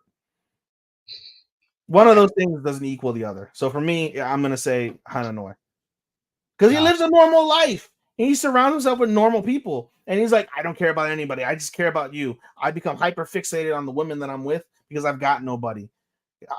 Fucking Kirishima is fucking Yakuza. So of course they're low lives, pieces of shit in the setting. It makes sense why he's a fucking crazy, deranged motherfucker. Okay. Yeah. That was easy. Okay. But no, fucking solid, I'd say, as a whole as well. There's one more that'll be our main event. So we're going to move back on to the ones that Matt and I normally talk about. Next one we'll talk about is Tower of God. This episode really felt to me like a whole lot of stuff that led to a whole lot of nothing in the grand scheme of shit. Like basically, well, I mean, have more character interactions from the group in season 1 to Bam while he's trying to hide his like identity, which was stupid because he goes literally somebody in the Eat the Cake anime group, cheap plug there, literally pointed out like why did he cover his face after he told a random fucker he's the 25th Bam? Like there's no point. That was there's no point. There's literally no point. And I mean, yes, it is really dumb. Dorsey without the mask, so now why does he need a mask? They don't make no sense. My guess is it's worse for people to know he's Juvioli Grace since he's a part of the anti-jihadist faction. I don't think anybody cares. I think it's literally like, oh, you're everyone who learns he's Juvioli Grace, a part of the of that faction, tries to kill him. Yeah, basically because he's such a threat. But when they realize he's Bam, they're gonna be like, "Oh shit, it's Bam. We missed you, Bam. What happened? How did you end up here?" But he can't tell his friends that he's Bam because they'll kill the group will kill him. Kill them. Yeah, I know. So I mean, when it's all said and done, it was just there was a bunch of fights. They were really cool, and they all ended up leading to everybody of significance except in Dorsey going up to the Archimedes. Everybody went to the Archimedes. Fucking Wegman was fucking useless again. Couldn't do shit against the fucking guys who abducted the little girl and the prince, right? Mei Sing and the prince. Like he did fuck all. Like he did nothing. Like everybody kind of fought and it was cool fights, but everybody went up to the Archimedes, no problem, except for Dorsey. And that's where the real cliffhanger of the episode ends with Dorsey. And Dorsey manages to because now she's facing all the fucking Archimedes like robots after everything that happened in the previous battle, and she manages to corner the traveler in the fucking sewer system and says, "Where the fuck is Juviola Grace?" And he's like, that's not Juviola Grace who I was with. Like he said his name was the 25th Bam, and Dorsey's like, "Oh, that can't be da da da," and then realized, huh? You said his name was the 25th Bam, and the episode ends with her just like shocked out of her mind, like almost shaking, like the Bam Yoru. He's alive? Yeah, and it was great because during the episode they were showing flashbacks of Dorsey blatantly hitting on Bam. Oh yeah. which is cute. I hope they get Yep. together. That'd be nice.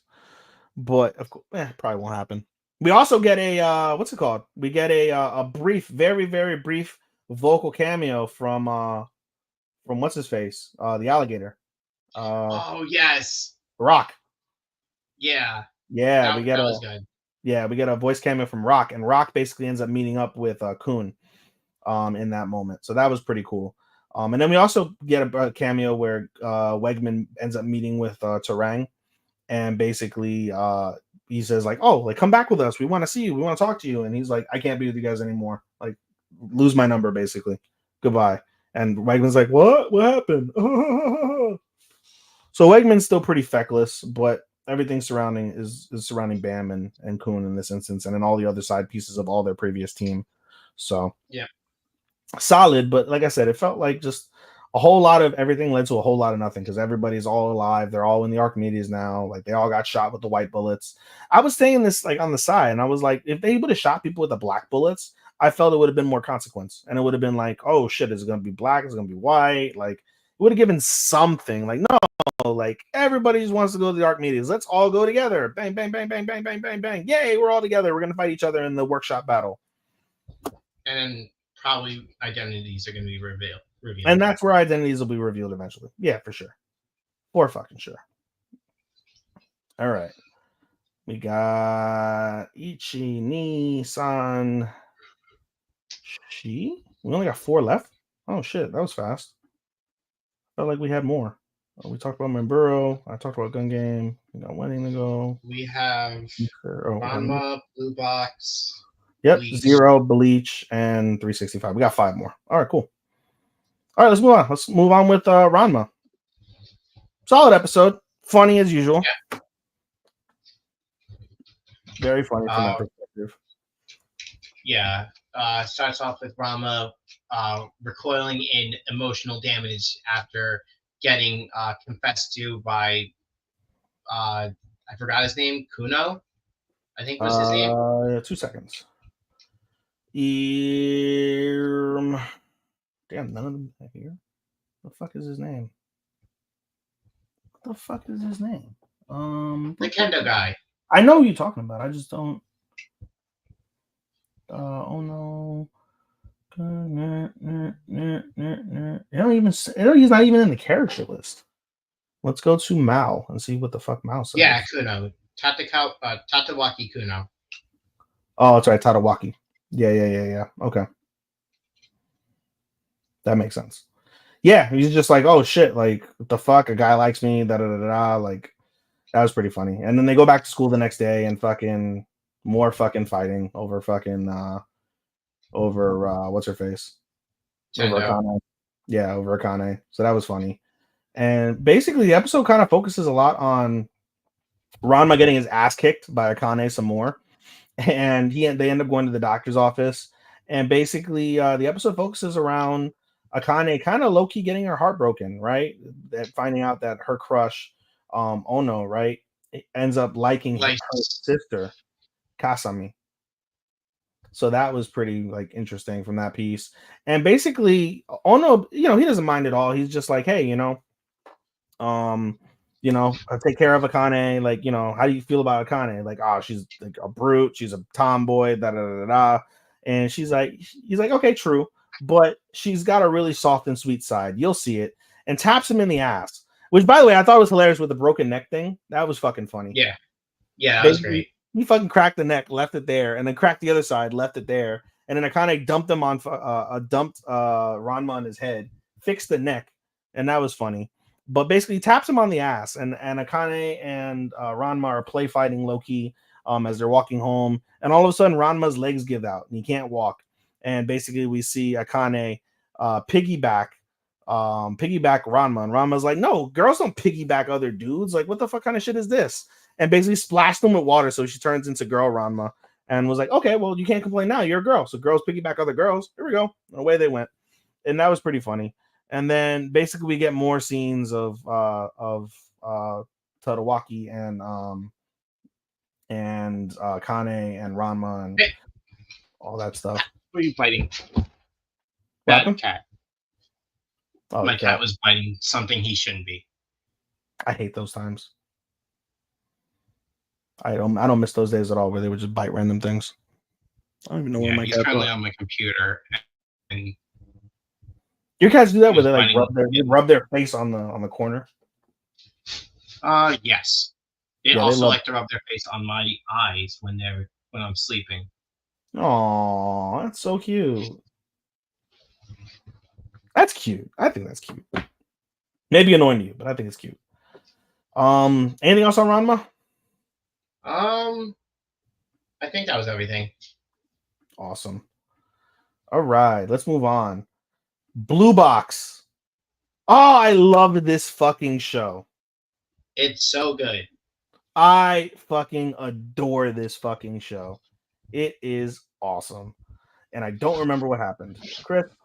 Um, what happens is that uh, Taiki gets depressed uh, over his senpai in the badminton club, Oh, uh, yeah, now I remember. Yeah. badminton team, uh, He calls her being Chi. close to Shinatsu. Yeah, Yep, he calls calls her her Chi. Chi. He's like, oh, you got a pet name for him. They go on. They were shopping the other day. Uh, Turns out that Chi is just the class nickname for her. That the dude has a girlfriend already, But and we find he out towards the learns end. that Taiki has a thing for Chinatsu, and he teases the fuck out of him for Yeah, he it. does. He tortures him. First off, he tortures him with like actual like because they basically get paired in doubles, and he's now like basically the Kohai training partner, and he basically tortures the shit out of Taiki, making him do all these sprints and fucking all these crazy like things, and he's doing them, and he's getting better. He's doing them, and like you said, he finds out when he was talking to his classmate about like, oh yeah, I like Shinatsu. He's like, oh, you like Shinatsu, huh? Okay, I'm gonna fuck with you now, and so. And the episode really focuses on that. We also get some cute interactions with Shinatsu and Taiki. Like for example, like Shinatsu left her key at home and Taiki had to be there. So Taiki literally ran home to let her in.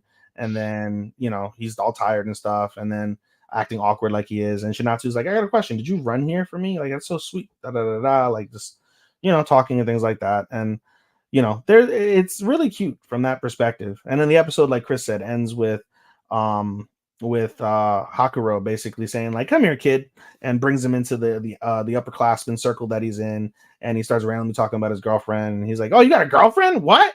Not we're thinking this whole time that he liked Chinatsu. He's like, "Yeah, I just got one this week. The girl's pretty quiet. She works in the entertainment industry, so she can't be like really known or talked about. I don't see her as much, but hey, we've got feelings." And he's just like, "What the fuck?" And then we see Chinatsu mouth something to Taiki. We don't know what it is though, but she mouths something to him, and she just stands there, just kind of like chilling, looking at her, I guess, live-in guy friend for the moment. And yeah, but it's so fucking cute. It's so cute. I already Yeah. saw a spoiler for next week involving fucking Taiki's abs, so that was fucking funny. I can't wait to see that. And I was telling Matt that I saw fucking old girl's rejection, and I was like, no, she looks just like Yui. Which girl? Hina. Oh, Spoiler yeah, alert. yeah. I can't wait to see that. But it looks so sad. She looks just like Hina. Or not Hina. She looks just like Yui. I'm like, no. That's the saddest. I think that's the saddest rejection I've ever seen. Is Yui. You good yet? You good? You're sounding like a sweet boy. You actually, I don't. I think my cat's kind of just like talking out. He's just joking. It's fine. Okay. Yeah, you're good, But kitty. yeah, I'm really glad the series got an anime. I'm glad I could talk about it. I love Blue Box, and I'm gonna be very upset if second core Blue Box coincides with another romance season that got announced to air in 2025. I don't know if it didn't get a release date yet. Karuhana something something something. I forgot the full name. Mm. The graceful flower or blooms, or the uh, the flower blooms gracefully. That is another really good romance series that's coming out. Mm. Yeah, it's basic, not basically is about a two rival schools that seemingly hate each other. One is a poor school where mostly delinquents go, and then a preppy all-girl school, and a romance between two of the students on there. between a delinquent and a prep. Yeah, basically. That sounds interesting. Sounds like something I'd watch.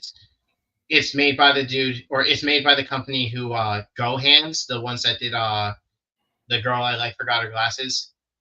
Oh, so you that know the animation animation is was going to be stunning. Yeah, the animation was Yep. brilliant. Absolutely brilliant. Greetings, Tony. I don't know if I said greetings, Randy, earlier, but greetings, Randy. Greetings, Tony. We're at the home stretch. Welcome to the home stretch. We got 3 more to talk about. 3 more. We'll talk about Bleach next. Or not, yeah, we'll talk about Bleach next because ReZero is going to get all the love this season. Bleach was pretty solid, I would say. I enjoyed the hell out of Bleach this week. Yeah, Bleach was really good. Yeah, basically the story revolves around Ukitake, and we get a backstory on Ukitake. We see how he was a sickly child, and his parents prayed to this god. Nice cats. Mimihage. Cats. Nice cats, and Mimihage, and they pray to this god Mimihage to basically exorcise whatever sicknesses are from Ukitake. And after a lot of prayer, a lot of repetitious prayer, a lot of saying, "I'm sorry." I'm sorry I birthed you so sickly. I'm sorry, endure this. Mimihage answers the prayers and basically spares Ukitake's life. But in essence, Ukitake's life is still barred. Like the disease isn't completely gone, it's only suppressed. We find out it's like an incurable lung disease. So he's got some sort of like pulmonary illness. It's probably like permanent like lung cancer. I don't know how the fuck you get that at 3 years old, but something along that line. No. That's not even the funniest part. The funniest part is how do you get that when you're a ghost? How do you get? He was a ghost. When is he a ghost? He's a spirit. Ukitake's he got it when he was. Yeah, he's a part of the Soul Society. So Soul Society. Oh, I guess they're all. Yeah, I guess they're all spirits. Yeah, I guess they're all spirits. Yeah. So he got a lung disease as a ghost. It must have been a really heavy smoker. It's so funny. Just like, of course they had to give it to him so he can dance Ex Machina like the end of the world. But like this last season of Bleach is always just like weird decisions to me. Mostly like, oh hey, so we're gonna introduce the Squad Zero group, right? They're gonna be cool OG members of Soul Society or of the squad captains. Are going to kick so much ass. 3 of them kill themselves in order for the 4th one to use their powers. The 4th one jobs terribly against fucking Uryu of all people, not even killing any of the other people with him.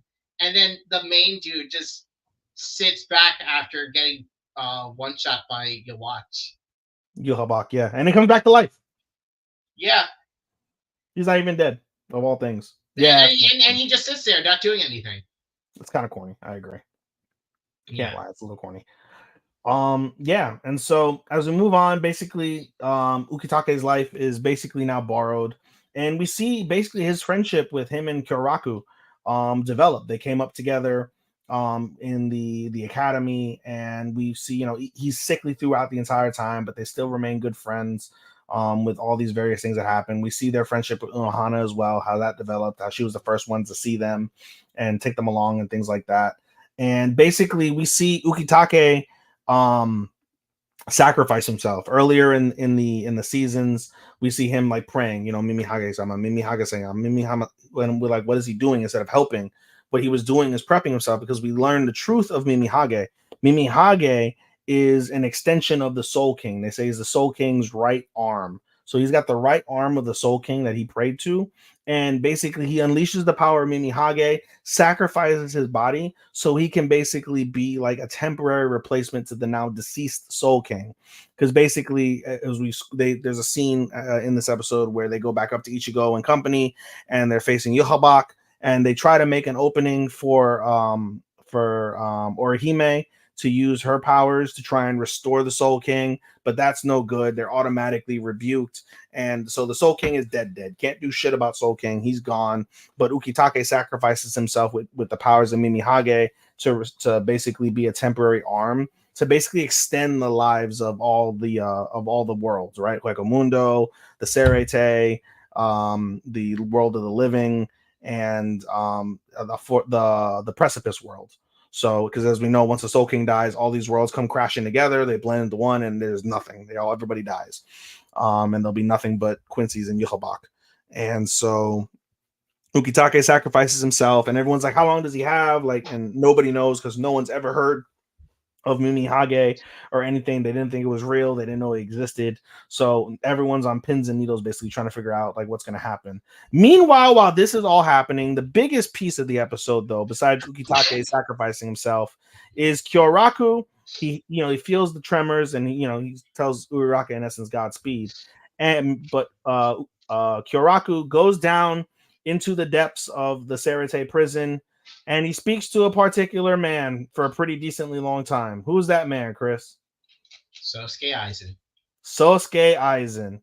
He speaks to Aizen and basically has a conversation. We find out Aizen he's basically behind a vault in the deepest part of the prison.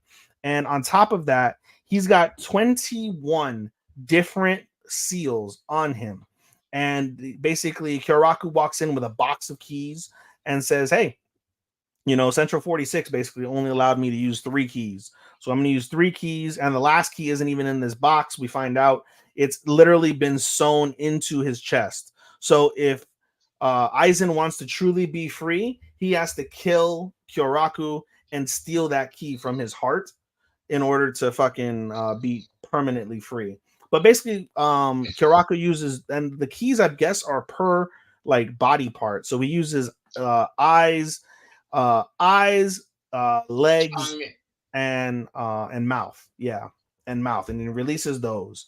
And so Aizen, which by the way, Aizen looks really good considering. Like, what the fuck happened to him? Like, he looks like almost normal.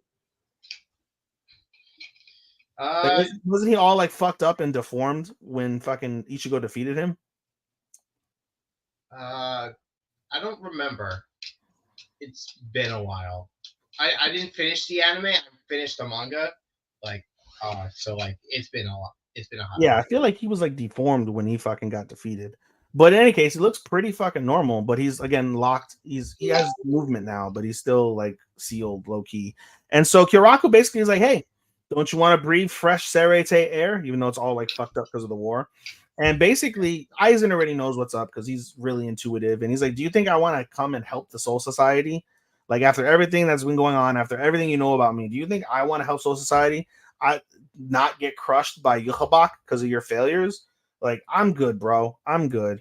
But then Kyoraku's basically like, "Hey, I think you should help because I think our wants are very similarly aligned, right? So I think if you help me, we can help you. We can all live happily ever after because that's how fucking shonen works, right?" And so Aizen's basically like, "Yeah, you're a pretty interesting fellow, huh? You're pretty amusing." And so one of the guards who's with Kyoraku rushes in and basically is like, "Hey, if you're going to come up to the surface, we have to secure you." And he rushes in blindly. Kyoraku's like, "No, wait, what are you doing?" And basically he gets fucking massacred. He gets massacred solely off of Aizen's spiritual pressure. He's like, "Yeah, I may be sealed. I can't do much in terms of actions, but my spiritual pressure is just so fucking OP as fuck. Yeah, of course you're going to die." And there is a piece also before Ukitake sacrifices himself where they want to perform an exercise back over in Mayuri's like location, but what's his face? Fuck, what is his name? I forget his name now. Urahara? Yeah, Urahara basically says we don't have enough spiritual pressure, so we can't do shit because we don't have the spiritual pressure. Everybody's dead or injured or hurt. So right there, 1 + 1 = 2. Aizen's gonna be the one to trigger the fucking whatever the fuck thing is gonna happen with that where they need spiritual pressure. But in any case, that's kind of where the episode kind of leaves off from that perspective. Just the principle of them bringing back Aizen after everything. Like literally, this is all hands on deck. Everybody that's not dead, even the fucking most awful, like crazy villain that they've ever seen in their lives, he's gonna fucking come help against Yhwach because he's that damn OP. Which, by the way, one more thing before we move on off the subject, Yhwach doesn't even notice at all Ukitake basically doing this. He's like, I can predict the future. Why didn't I predict this future where somebody comes and acts as an arm to the Soul King? Like this doesn't make sense. Why was I let down? So that's pretty interesting in some way or another from that perspective. So all right. Co-main event. ReZero. Did you see today's? Yes. Oh, we can talk about today. We can talk about last week and today's. All right. Let's talk about last week's ReZero first, very briefly. Give me 2 seconds to look up what happened. Wasn't it basically just like a flashback of what Garfield was doing? Yeah, that was the first half. A lot of it was the first half of then it was what Garfield was doing, and then Subaru waking up after. No. It was the episode starts off with Subaru trying to fight Regulus for Emilia, and he tries to use his powers and he gets stomped out basically, and he gets his whole leg blown off by like one tap of like Regulus's foot completely blows off fucking Subaru's leg, and so he passes out. Obviously, they wake up and we see that basically to keep him alive, Beatrice basically used all of her fucking mana to keep him alive, and then Felix basically saved him using some of her mana to basically reattach his leg from where it was. So his leg is all sorts of fucked up, bleeding, like it's not healed whatsoever, but he's gonna have to soldier on from that perspective. Yeah. And so that's that piece. And then Beatrice used the rest of her mana in order to save everyone else who was in the square at that time. Yeah. So that makes sense. And then from there, that's where we get the second piece involving Garfield and basically the backstory with him and his mom and things of that nature. So there's that as well. And then finally, and then basically the episode kind of ends with them like starting to plan out everything in terms of the attack on the government building. We get the announcement from the Witch of Lust, who announces herself. So currently there's what, 4 witches or 4 cult members, archbishops? There's Wrath, Greed, Lust, and then Gluttony, who Otto at the gate entrance. Yeah. So there's that. So there's 4. Currently 4 as it stands. And so they basically try and prep what's going to happen. They get the announcement from the Archbishop of Lust that she's going to kill everybody in the building unless they get the witch's remains. And so we move on to episode 4. Episode 4 basically leaves off where episode 3 kind of did in terms of Garfield and Mimi, where they're at the government building and they have to face like 2 executioners of the witches cult. And so they go and they basically wanted to attack, but then Mimi's like, no, they're powerful. Let's just get the fuck out of here. So then they're like, all right, compromise. We're going to attack them once and then we're going to leave. So they do that. And then as Mimi's retreating, one of the executioners got 4 arms, a massive sword.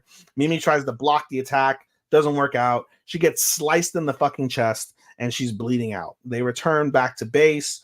Mimi's like on the brink of death.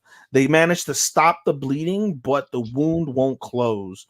And so Mimi's hanging on for dear life. She's only alive because basically her other 2 sisters use basically like kind of like this grace of the death god or something along those lines to share the pain. So all 3 girls now, they're all in critical pain, but they're keeping Mimi alive in essence while this is happening.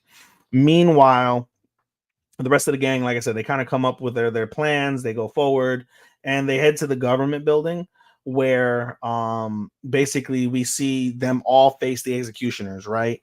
And with the executioners, like it's a like fucking like what 6-on-2 battle. And right when they have the executioners on the back foot, the witch of the Archbishop of Lust appears, and it's a giant creepy fucking dragon. Yeah, full range of facial expressions too. Bro, when she got her face blown off in the tongue, did she not look like that meme where it's like 1 dragon, 2 dragon, and then the fucking special ed dragon? Yeah. I laughed so hard when I saw that. I was like, oh, it looks like the special ed dragon. I was thinking, oh man, that's such fucking bullshit. What can't these fucking everyone in this fucking world's OP? It's ridiculous, bro. Literally, Julius blows the dragon's face off, and the dragon is like, "Ah, that wasn't shit," and just regenerates the whole face immediately. Oh, we're forgetting something from the last episode. We're as they're all planning, it cuts to Reinhardt, who is currently in a stalemate with his dad, who's holding Felt hostage. Oh So yeah, Reinhardt right. doesn't get involved.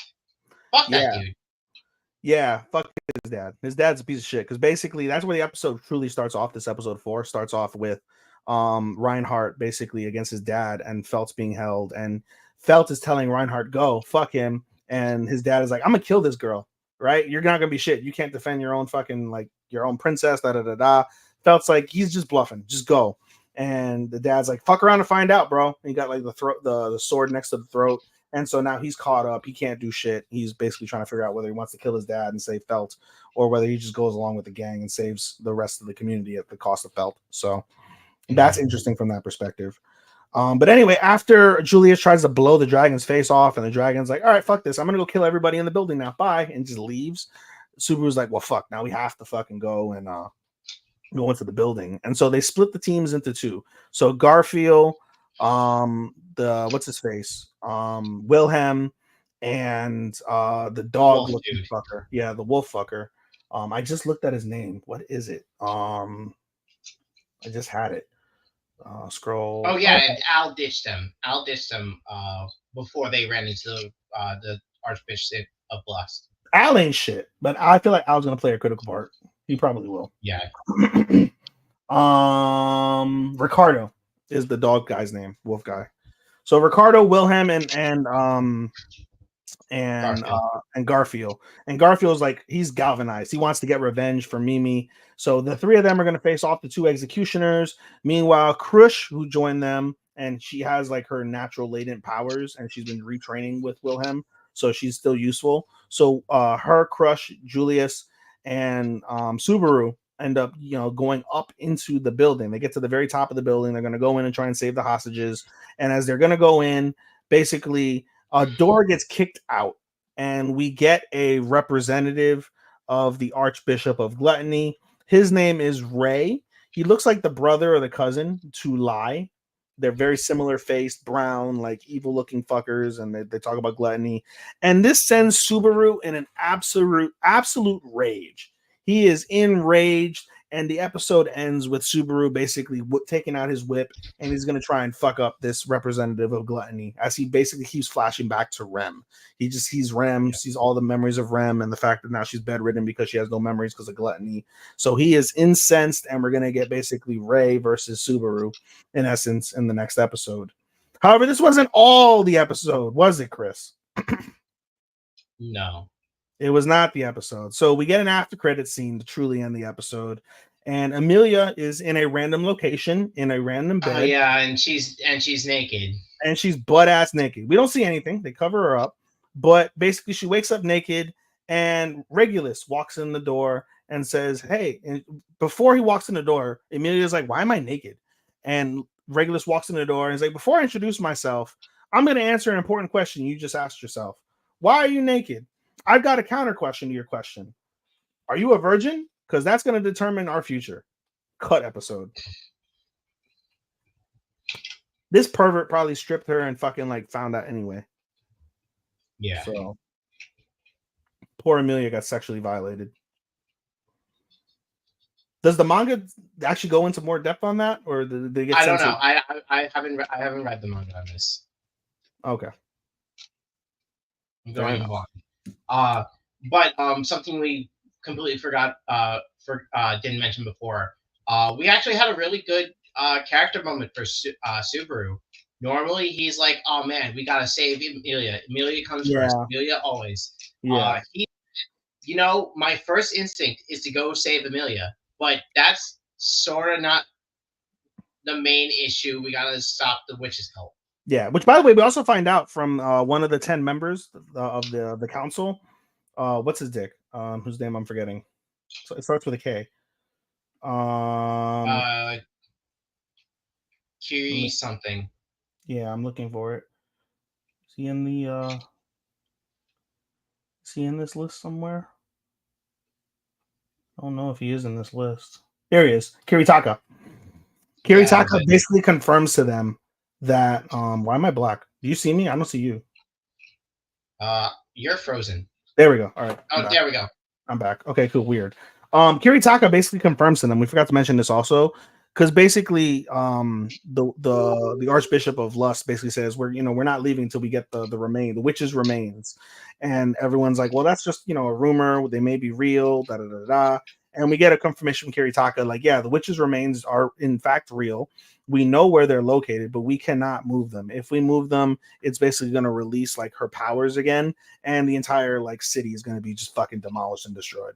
So we can't move them, even if we want to, even if we'd be happy to give them the remains back. We can't do that because it's going to destroy the city and kill everybody. Yep. Did you? I didn't try. I tried to get a visual on who the witch was, because basically Subaru kind of like he tries to like deduce that it might be what's her face Echidna. yeah, Akira, yeah. Echidna, sorry, Echidna. And they're like, well, we don't know exactly whose witch it is. It may not be her. Da, da, da, da. So, there's intrigue on that, whether the witch's remains are Echidna's or not. So, more to be had on that. But no, super solid 2 episodes. Absolutely loved it. Yeah. So that was solid. And then finally, Chris, our main event. Our main event. A show that you and I are watching that Matt is not, but we find it super fucking adorable. It's one of the better of romance comedies, rom-coms of the season. Our main event tonight is 365 Days Till the Wedding. Or not 365. How I ended up in All Guys Mixer. Sorry. I always get them confused. No, How I ended up in an All Guys Mixer. Just to recap again, the show, it is like a cross-dressing anime. Basically, 3 guys end up going to a mixer. They see 3 other guys, and they're like, what the fuck were we like cheated on? Like, were we made fun of? Like, what happened? And we find out that these 3 girls all work in a cross-dressing bar, and so they all dress up as dudes, and they show up in their work outfits. And basically, the story tells about how they start to like, they coexist as friends, and they become more. And in particular, the 2 characters that really get the most progress on a weekly basis and progress the fastest are Suo and Taki some shit. Let me see. Here it is. Tokawa, sorry. So Suo and Tokawa, they're the main basically like pieces of the show. And so I believe they're on episode 3, because they're on episode 4 in Japan. This is another one of those shows just like Blue Box, where it's a week behind in the United States, but it's a week ahead in Japan. So I think we're on episode 3 of this show, and yeah, it's episode 3, and it's pretty solid, I'd say. And it is a High Dive exclusive for those who only have Crunchyroll. It's a High Dive exclusive, so it is what it is. You have to get High Dive, but this is worth it. Amongst all the other shows that are there, if you wanted to watch a really solid rom-com, this is it. So I would, if you want to get it, it's only $5. Definitely better than fucking Senpai's a Crossdresser from last season. It is. I'm liking it a lot more. Agreed. Yes. Agreed. Liking it a lot more. And so basically, the episode starts off with Asagi, who's our secondary characters. Asagi helps Fuji, the apathetic Fuji, assist her with completing her yaoi dojin. Yeah, her yaoi dojin. And he's so oblivious. This motherfucker still hasn't put 2 and 2 together that it's yaoi. He's just like, oh, like, it's just guys. They're hanging out. Like, oh, the guy's helping his sick friend go to sleep. Not the guy's trying to fuck his friend. And he literally. Oh, it's right after. It's right after. It's supposed to be a shonen manga. It happens right after a tough battle. That makes sense. Yeah, it makes sense. And they're just gonna fuck afterwards. And literally, Fuji gives him like the R18 versions, which is basically like dick and ass. And they're like, oh no, we don't want him to think I'm creepy. Takes those back and was like, no, you work on the non 18 versions, which is basically all like the normal scenes. And they just color in the blacks. All you have to do is color in the blacks. We're good. And so he's like, he looks like a little child. He's just coloring in the blacks.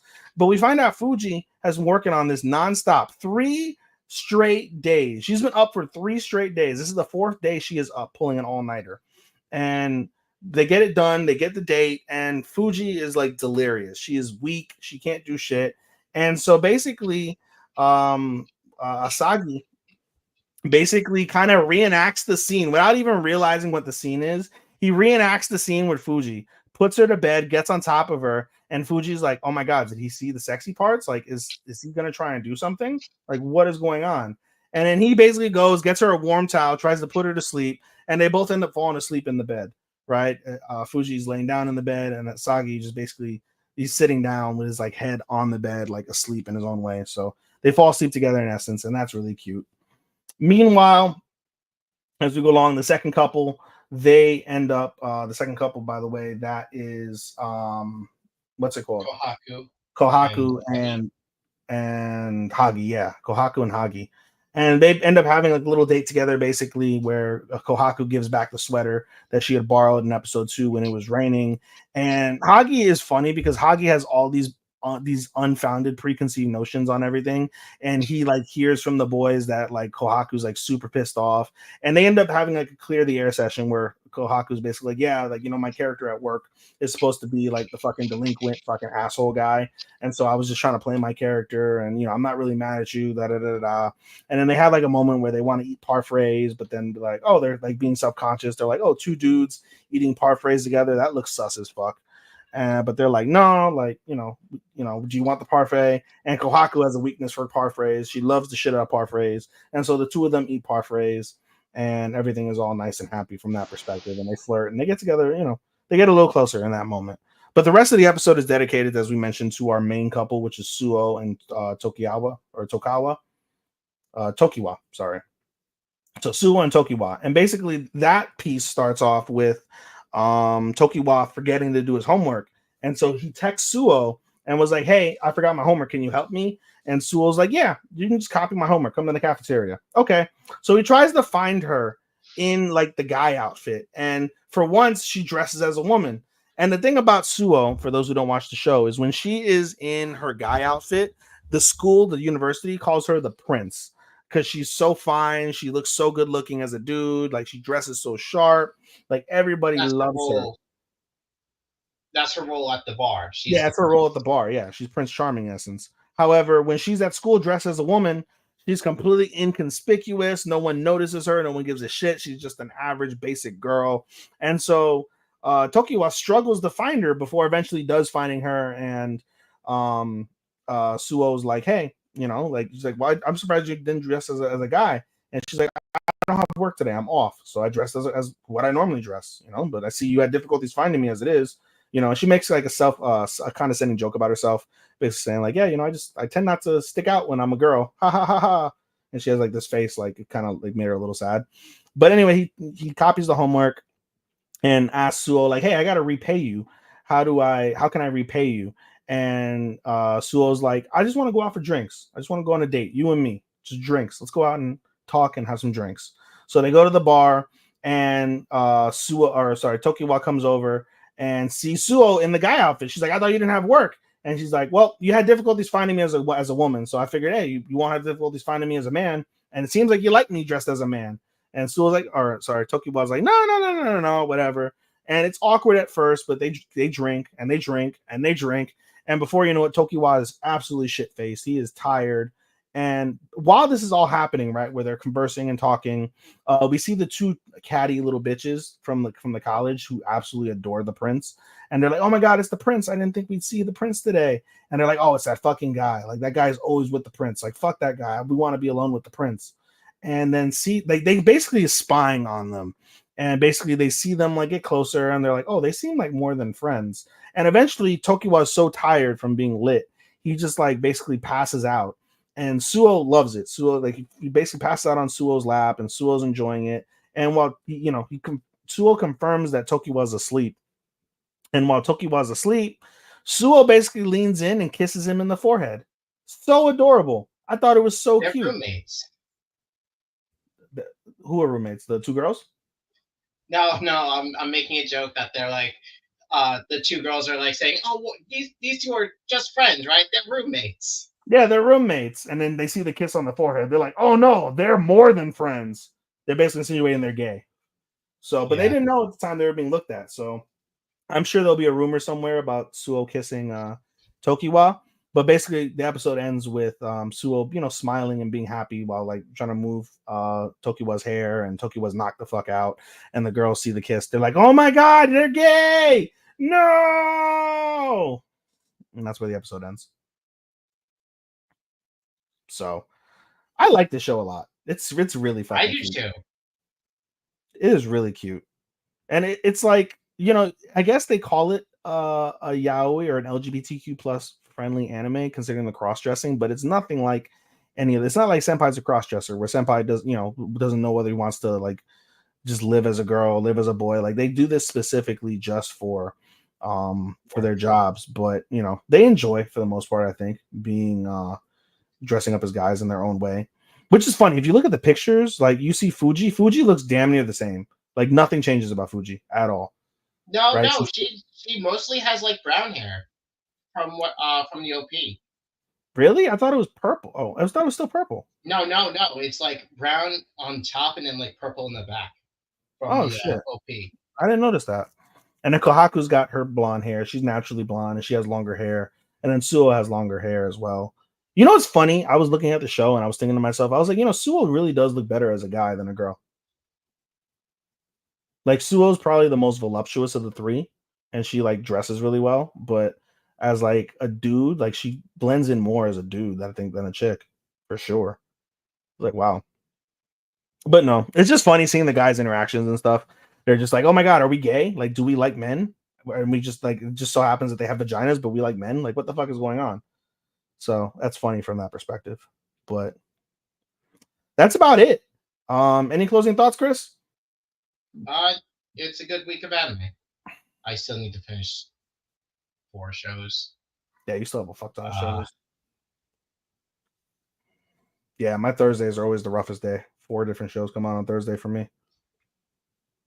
It's like Thursday and Saturday are 4 shows, and then all the other days, Friday 3, Sunday 3, Monday is 2, and then Tuesdays I'm off. So, and then Wednesday is just a 1. So, no, but yeah, solid anime, solid season. The season continues to be solid.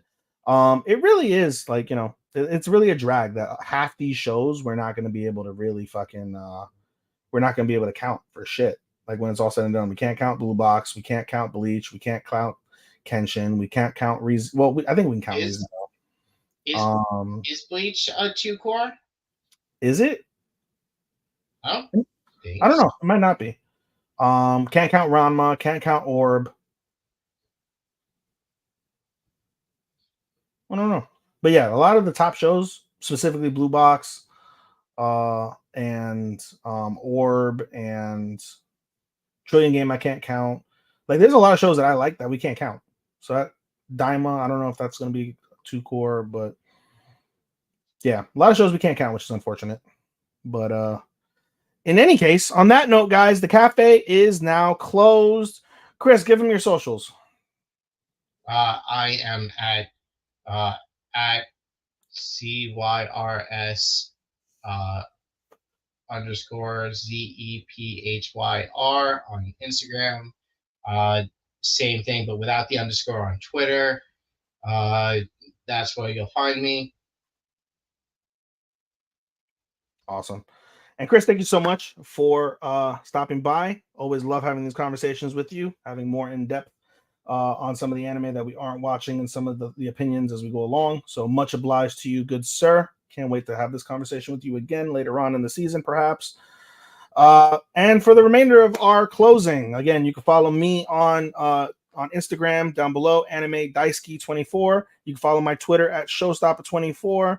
You can follow us at Eat the Cake Anime, which is our anime group. Go ahead and join us there. You can follow our actual show pages on Instagram, Twitter, and Facebook at Otalku Cafe. Just give us a search and we'll be there, guys. If anyone's listening, please, we're so close to being able to stream on there. I think we need another 10 folks on our Facebook page in particular. So if you can give us a follow and a like on that, definitely appreciate that. You can also follow me on Twitch at Showstopper249, SHOSTOPPA249. We want to thank our sponsors and our hosts. Thank you, W2M Network. Thank you, Dirt Sheet Radio. Thank you, Chairshot Media. You can follow them at their socials at Dirt Sheet Radio, at Chairshot Media, at W2M Network on Facebook, Instagram, Twitter, Twitch, YouTube, anywhere. You just type in a Google search, type in the networks, you'll be able to find them there. We want to thank Sean, our editor. Thank you so much for editing as usual and hosting us on the platform.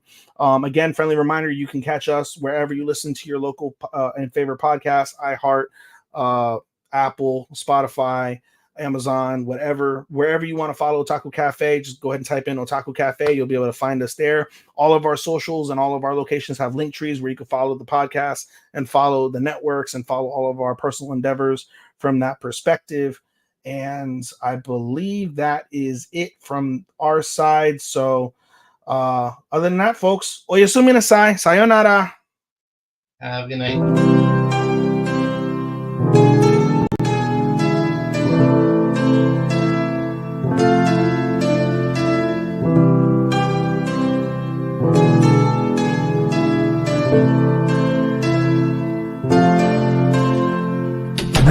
The sun goes to sleep, I find myself in a heap because it hurts so much to be away from you. It makes my day when I get a text from you, but still I say goodbye again. Let's hope this isn't the last time that I see your face, but hey, it's fine. I know everybody needs a little space.